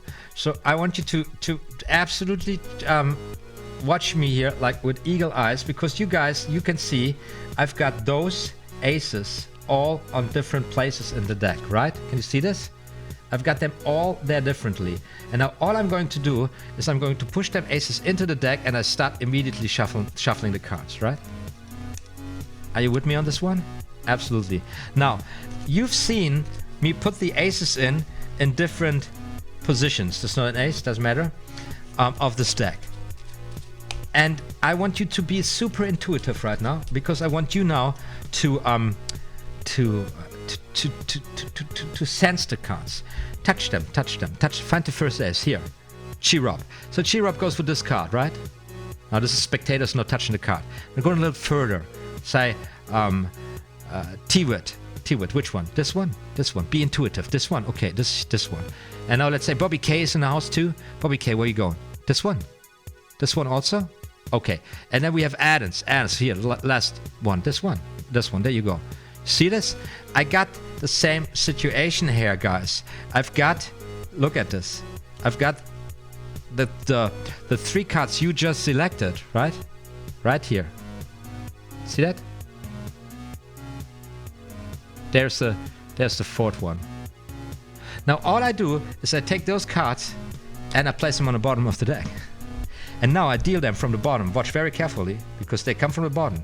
First card, that's She-Rob's card, that's T-Wit's card, that's Bobby Katie's card, and that is Adam's card, right? Check this out, guys. Which card you did select from the deck. You're very good, guys. Your intuition is absolutely powerful. It's crazy. You like that? Okay. Let me show you where you can find this. Let's go to my channel page. By the way, to all the odd maniacs, right now it's 9 guys, 9 odd maniacs bringing 19 rocks together. A prick of seconds. Thank you so much for your support. You're rocking awesome. And everybody who hasn't watched this video here, it's how I started this year, right? Also, if you want to chat with each other, get to know each other, this is our Discord channel, and you will find the link to the Discord in the info box. Also, I am using the Brave browser, this browser here, which comes with an inbuilt ad blocker and an inbuilt crypto wallet. This is a super awesome rocking system. It is a super fast, super secure, with highest privacy standards browser. You need to give it a try. Very down in the info box, you will find a link which explains the project and a affiliated download link. Cost you not a penny. But if you test it for 30 days, and you will not regret it, I get 5 rocks in a cryptocurrency called Basic Attention Token, which I immediately transfer to my favorite content creators automatically, thanks to this awesome system. Check it out. Anyways, this is my YouTube page here. So let's go to the home side, and let me show you where you can find this specific trick. It's an older one. Okay, it is with it was a subscriber special. Jeez, I uploaded so many videos. It's a really old video. Where is it?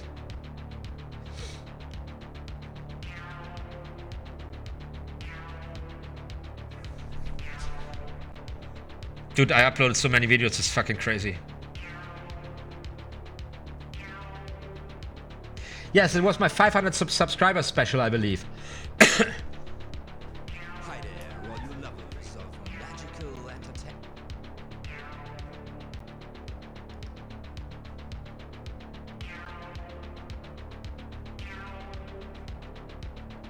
Yeah, this is the one. This is one of my tutorials. I super explain very much in detail how to do this. I will share the link with you guys right now in the comments. No. Go at it. Have fun watching it. It will explain how you it explains the control, and not the control. I believe it explains everything you need to know to perform this. It's an absolutely beautiful thing you can do impromptu. As I said, it is just a hell of a 4-ace production, where you have, because when you do this live, you have the audience, you know, pick the cards, and you have basically 4 cards picked by the audience, and then it's the 4 aces, and it's really cool. So Adam869 says, gotta drive home, but I'm listening. Drive safely, man. I'm about to wrap it up here very slowly too, because let me see, I'm doing this right now. We're doing this right now for 2 hours 9 minutes. We did longer.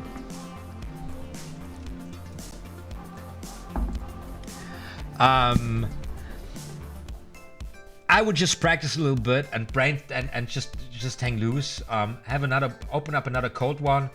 I will probably. I'm planning on doing the live streams on the card expert technique a little shorter, like I don't know, 45 minutes period, or even shorter. Just like really going in there, diving in there, doing it, and then doing another practice live jam, going deeper into this. Maybe this makes more. Maybe this makes more sense in regards to people just tuning in that just wanna get the highlights or something. I don't know. I'm not sure. I don't even know if that is possible, because of course I also want to shoot some tutorials and some performances. I didn't shoot really any performances this year too. I just didn't have the time, and then I was trying to save my channel from drowning, and then I did this fast-paced tutorials, and I started uploading almost on a daily basis for a couple of weeks, which almost caused a burnout, and also the algorithm didn't like it. Can't believe I'm still here this year. So Bobby K is also having a cold one, so I'm just getting that. Keep on practicing in the meantime. Be right back in a minute. Oh.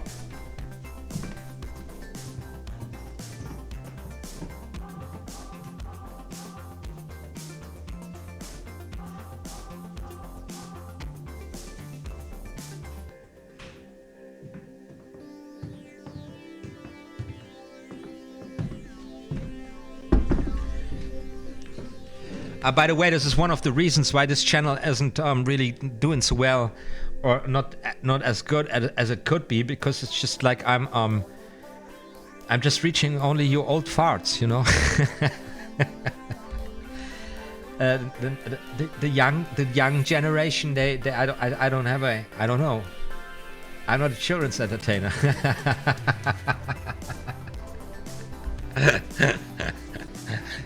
So you know.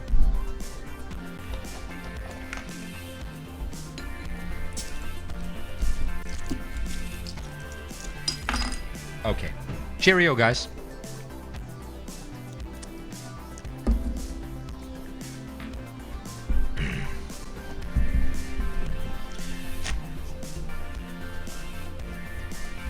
Just practicing a little bit with you together, using this beautiful Tuesday night.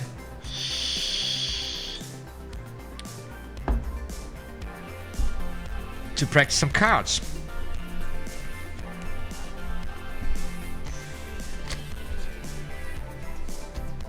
But we ain't boomers, right? This is all Gen X. We are all Gen X.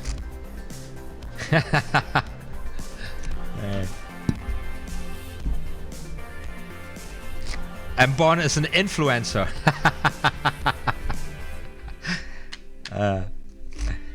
Yeah.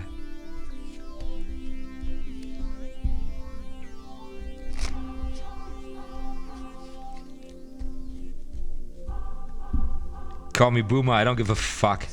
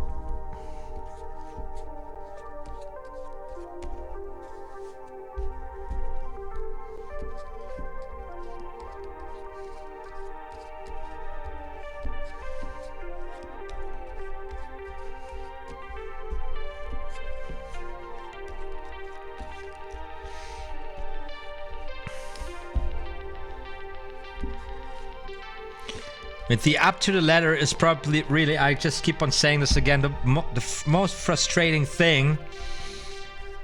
I just don't get it. I just don't get it under control. It's frustrating me.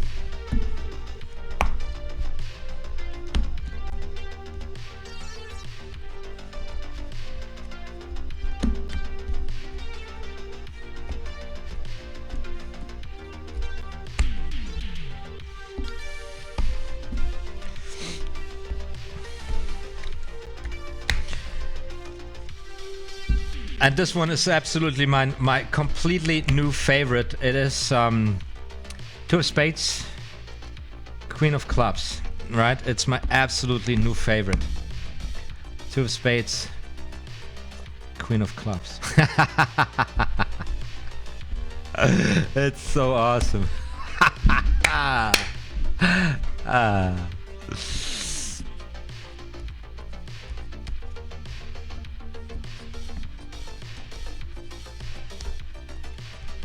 Two of clubs, two of spades, king of clubs, right? I lost yo.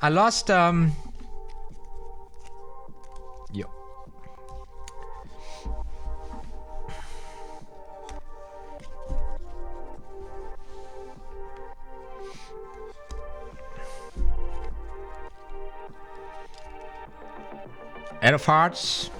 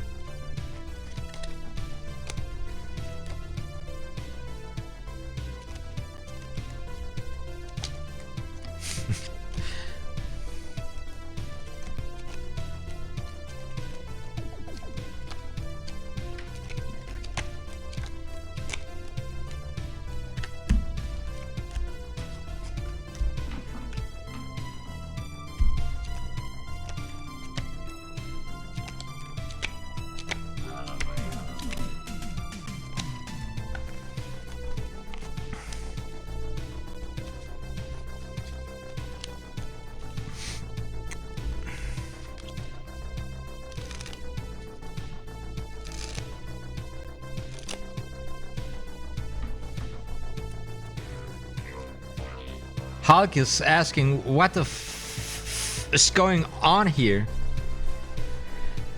Oh, this is a private room for practicing cards. Everybody involved is right now hysterically practicing cards, Hulk. And that is going on. We talked about a very beautiful routine from the Royal Road to Card Magic. We did this for 2 hours. And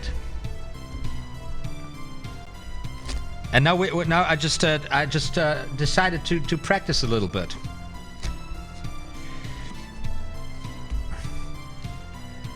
Shiro, was beruhigt dich jetzt, dass ich jetzt hier mal so abgekackt bin oder was?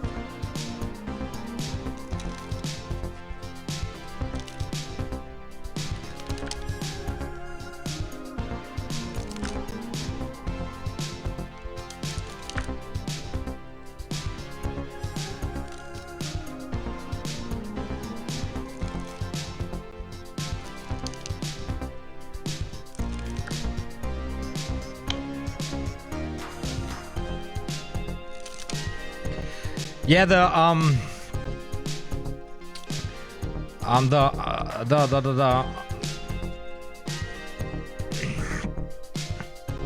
Cardini, the Cardini change is very beautiful. Yeah, very beautiful. Depending on how you perform it, that was a little bit flashy, but it's really like for the human eye. You can just you just can take it out with just in this moment when you get it, when you go, and then this moment, you get just flash, and when you get a smooth, and this is really difficult. There, the best one I've seen was like this, and then it was done already. This transposition here underneath.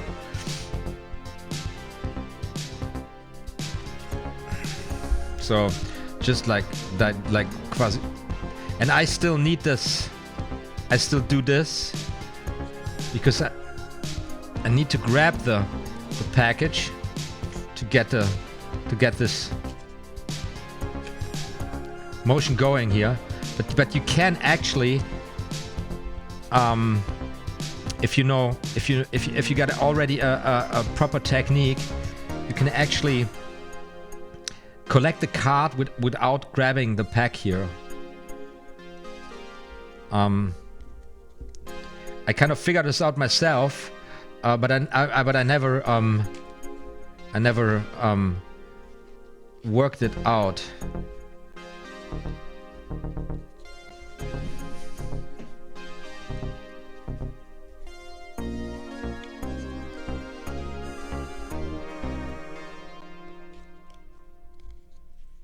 It's a very nice alternative for the classic, which is not so classic in this performance,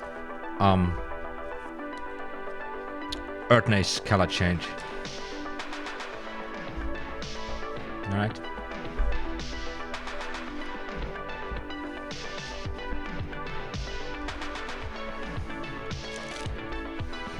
But these are more these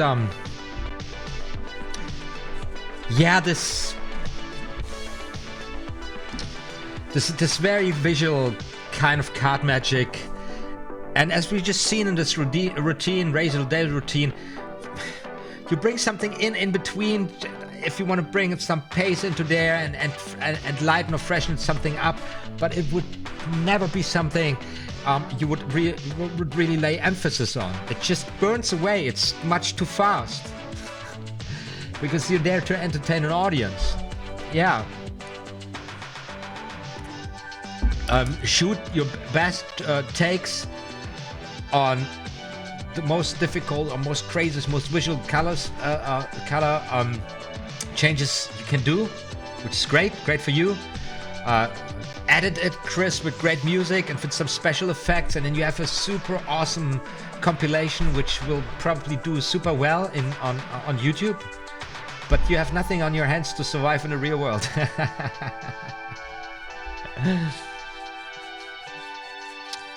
As a matter of fact, I just saw, and don't get me wrong, that there's Shin Lim knows how to perform, but he also knows how the internet works. And he just did a video where he was talking about that he, I don't know, hurt his hand or something, and there he shows in the beginning of the video a little bit of very flashy, very impressive visual card magic. And he's actually going in one situation to the cameraman and you know what he doesn't say it, but he said like, am I flashing? Yes, am I flashing? What are we shooting here? You need to stand more like this. It's almost like this. And it seems to be the cameraman saying, no, you're all right from this angle. And then it's performing this magic to four kings and turn to 4 aces and back basically in one motion in the hand, like one chop, like very impressive. But that's it. You done it. Like that has been 5 seconds. And what's next? What are we gonna do next? Works for a card magic video. It works for a YouTube club to boost your reputation and then talk about something emotional to keep people watching. But it doesn't work in the real world. So, because now you're standing there, everybody got a beer and said, okay, now you changed 4 kings to 4 aces. And then it doesn't matter how impressive it was. There's going to be this one guy. Give me the cards, I know a card trick too. And this is the real world, man.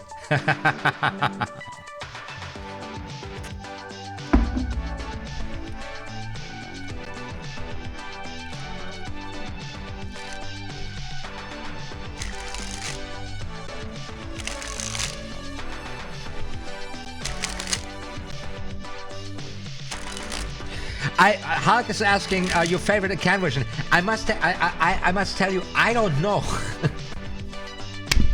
I don't know.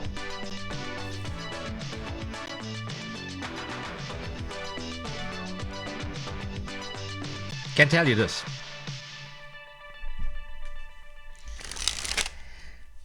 This is one of these effects that I always enjoyed watching. Like oil and water, I always enjoyed watching it.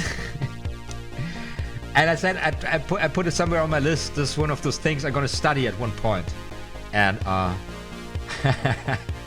I just discovered that there's a whole studies of oil and water in one of Tamari's publications, and it's the next thing I'm gonna do. So let me ask you like this, Hulk, where would you suggest me starting if I want to get into this effect, seriously into this effect?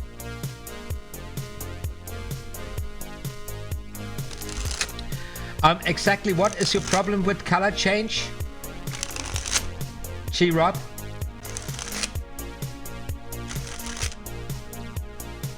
yeah, I couldn't, I probably, it's a shame that Nyrosmith isn't here, but because he seemed to be very literate about magic. What book should I go to for Can? I can tell you. I don't have anything right now up my sleeves where I recommend this is where you should get started. I wish I knew.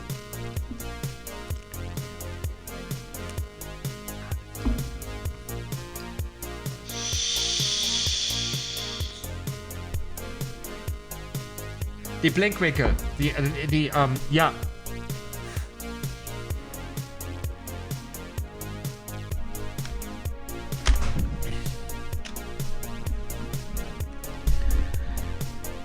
Kurz zu den color changes, but I'm doing this in angle because Rob asked me, now I think he's tuning in from Munich, asked me about the angle sensitivity.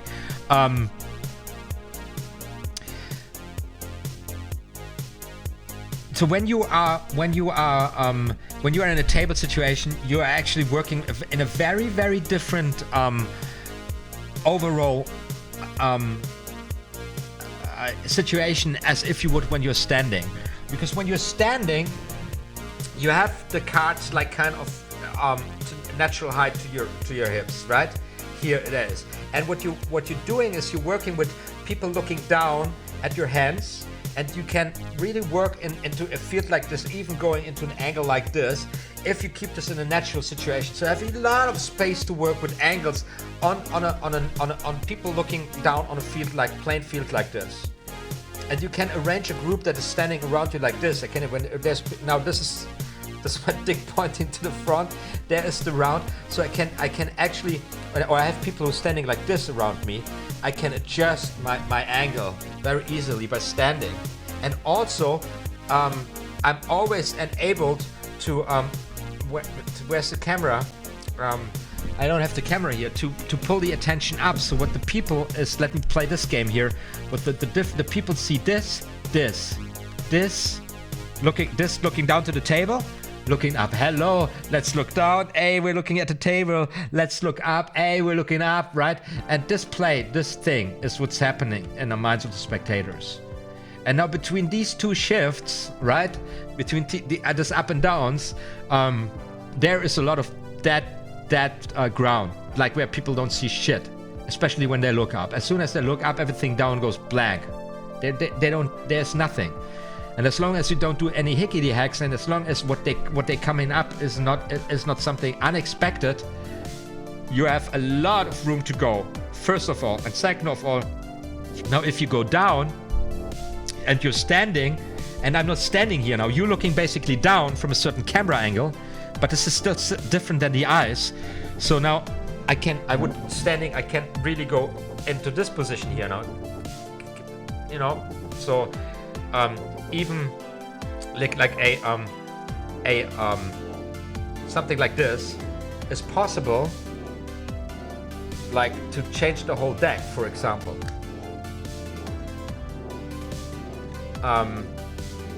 And now if you go to a color change in the standing position, and I'm taking now here any two cards, and I'm now playing the classic Earthness color change.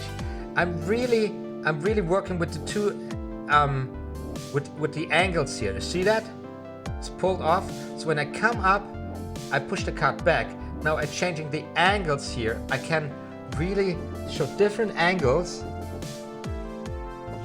without being stressed about it at all, just to present the beautiful effect. Right, from here, I of course can lift the deck up here, up to my face, if I want to. Get my double, take it like this, come like here, whatever I'm working with. You know what I mean? What I mean? So you can really work a vast field of navigation. You can navigate a vast field with the cards. Of course, you wouldn't do it like this, like going like a robot, but it all blends in naturally. And this is where you're working with, because you're a close-up guy. When cards with an interaction with people. Also, this is also where the top change comes in. Performed very quickly. For example, I'm just giving you this so that you don't stress out about the situation. When you do a top change, yeah, of course here with the camera it's burning, but still, if you were to do it in an overall thing, you could almost get away with it. Of course here you could rewind and go on. But in a situation where we go from here to here and back down, you have so much time to do a top change. It's crazy. To do a pass, to do all these sneaky moves, right? So the only thing you have to care about, and I would recommend if you want a color change, it's always beautiful to have it in your repertoire. And for example, the color change in the Royal Route to Card Magic, this is how it works, right? You push the card forward, you pick the card up like this, and you point here. You got the card now here, right? Point here, you come and you lay it here. It's really a bad angle to do it like this. I need to go here, but as soon as I'm standing, right? As soon as I'm standing, and I'm talking naturally with the people. When I come and I turn my head around like this, I can get into this position. And now you need to watch here. This is where you need to watch, because you don't see it anymore, right? So I'm in this position here, from down here where you don't see it. And when I come, I naturally can catch the card in this motion, from transferring from here, my hand from here to here. It's very natural to catch the card here. Now, now I'm having really a bad angle because this camera looks directly here. You see what I'm talking about? I'm not. I would be here.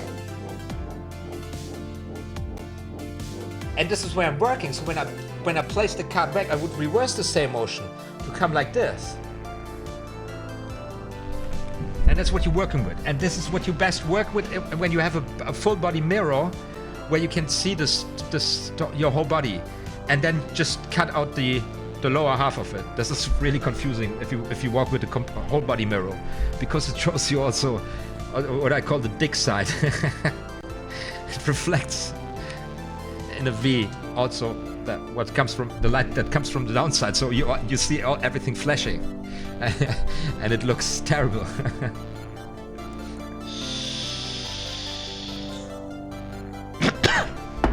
I'm killing myself again with the vape here. Okay.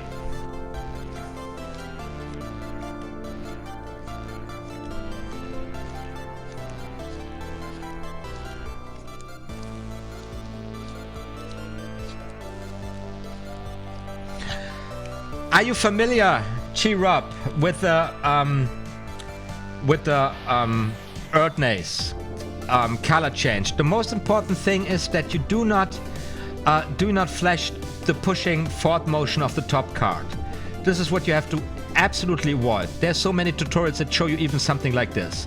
If you do it like this, the illusion is basically ruined. There's different ways to do it. The easiest way to do this is to contact the top card with the flash of the tip of the pinky finger of your right hand. Contact it here, and while closing the hand on the card like the pages of a book, push the card forward. Gets you in this position, right? One more time. Come, push the card forward. And then you carry the bottom card away in the first moment with the base of the very base of the thumb. This is where you take it away at the beginning. And the next section who catches the card is the base of the whole hand down here. So the contact goes here, forward, in this motion. Forward. Goes forward, card goes forward. Then comes base. Then comes the base of the other side. And then you have it in this grip. There. Now you push your card forward again, and with this angle, the index is covered, pushing the card inward. Now you can slide back again and bring the card over the edge, over the left edge, here, or over the fingers. Here, those fingers. This is very beautiful because you create this floating effect of the hand over the cards.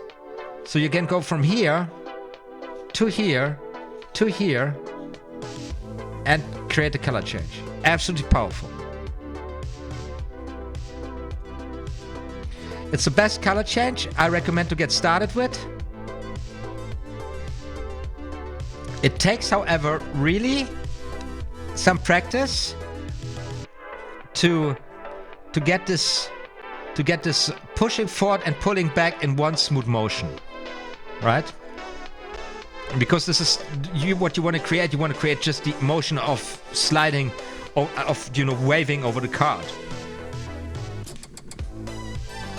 So the pushing forward and the pulling back should be going in one motion. You stay a moment here to show the card one more time. You come to the top, you go like this. You show, and be careful not to flash here in this corner. That's the tricky. You can show back, forward, swing back again, bang, show the effect. It's a very beautiful color change. Going to the basic and first double lift. I'm showing my tutorial series on doubles, right? Because now you have a double. Slide it here, push it forward, clipped here at the long side between thumb and second finger. Can push it forward, get it to the corners. You can even snap it like this. Be careful not to flash, you see? If you want to go cocky, like this. Be careful. Place it back. Or just place it back. See how convincing this is if you do it like this? If you want to play along like this. Just now I just have to double, I don't show you the color change. And you go like bang, and you place it back.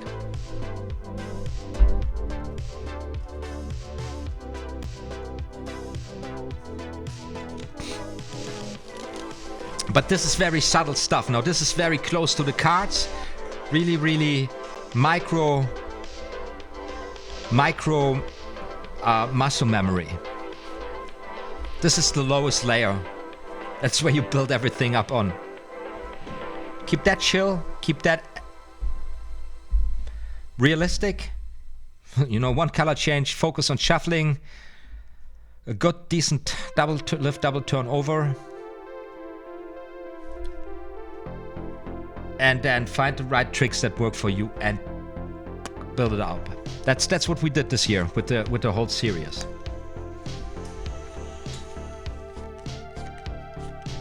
And the rest, that is just practice. Practice.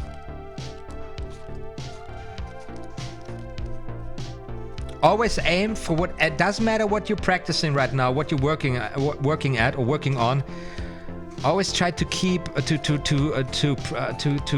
gain a natural pace, and then get the hands moving smooth.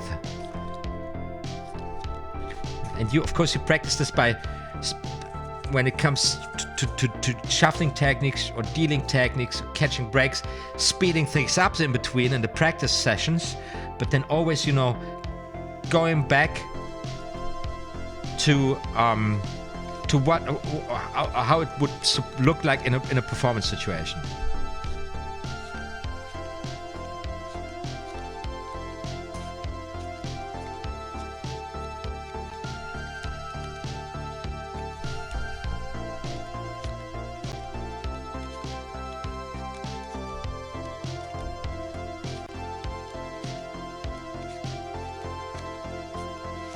And there are all these moves that are mystified, you know? There are all these moves that are mystified. Don't stress out on the hypes and the trends and all the things, because it doesn't.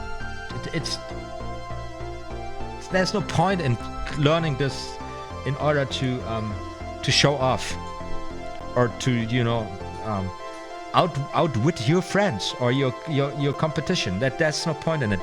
These are just tools for creating illusions, which you create for entertain an audience. That's the art form.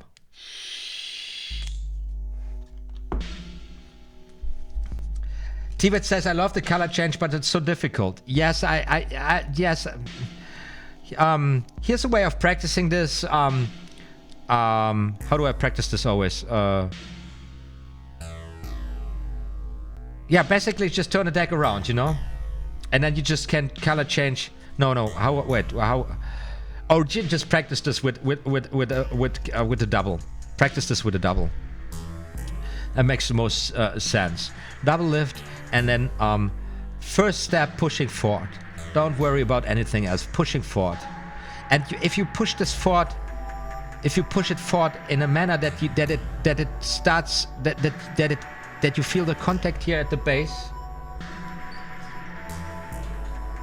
You push it forward, you feel the contact at the base. That's when you know when you get the right drive pushing it forward. Wait a second, guys.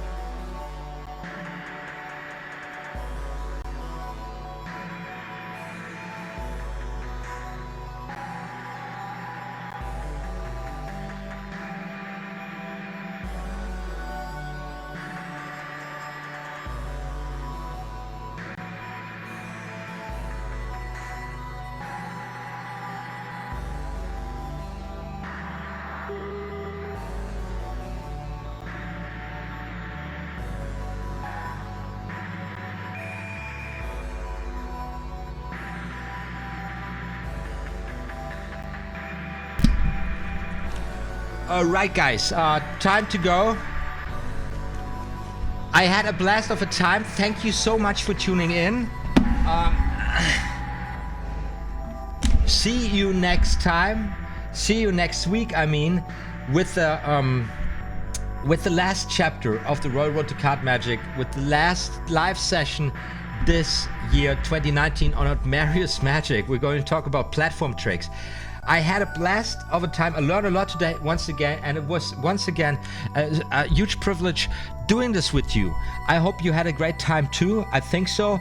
We had a lot of folks tuning in tonight, and a lot of folks staying for a long time, really getting into the material.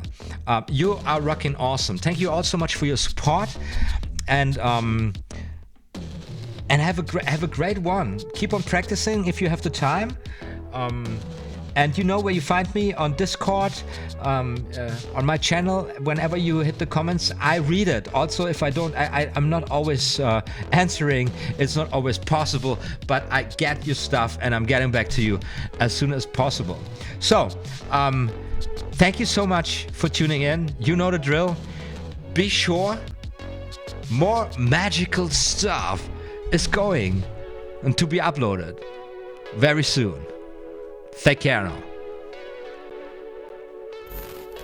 OTHMARIUS Magic. Like and subscribe.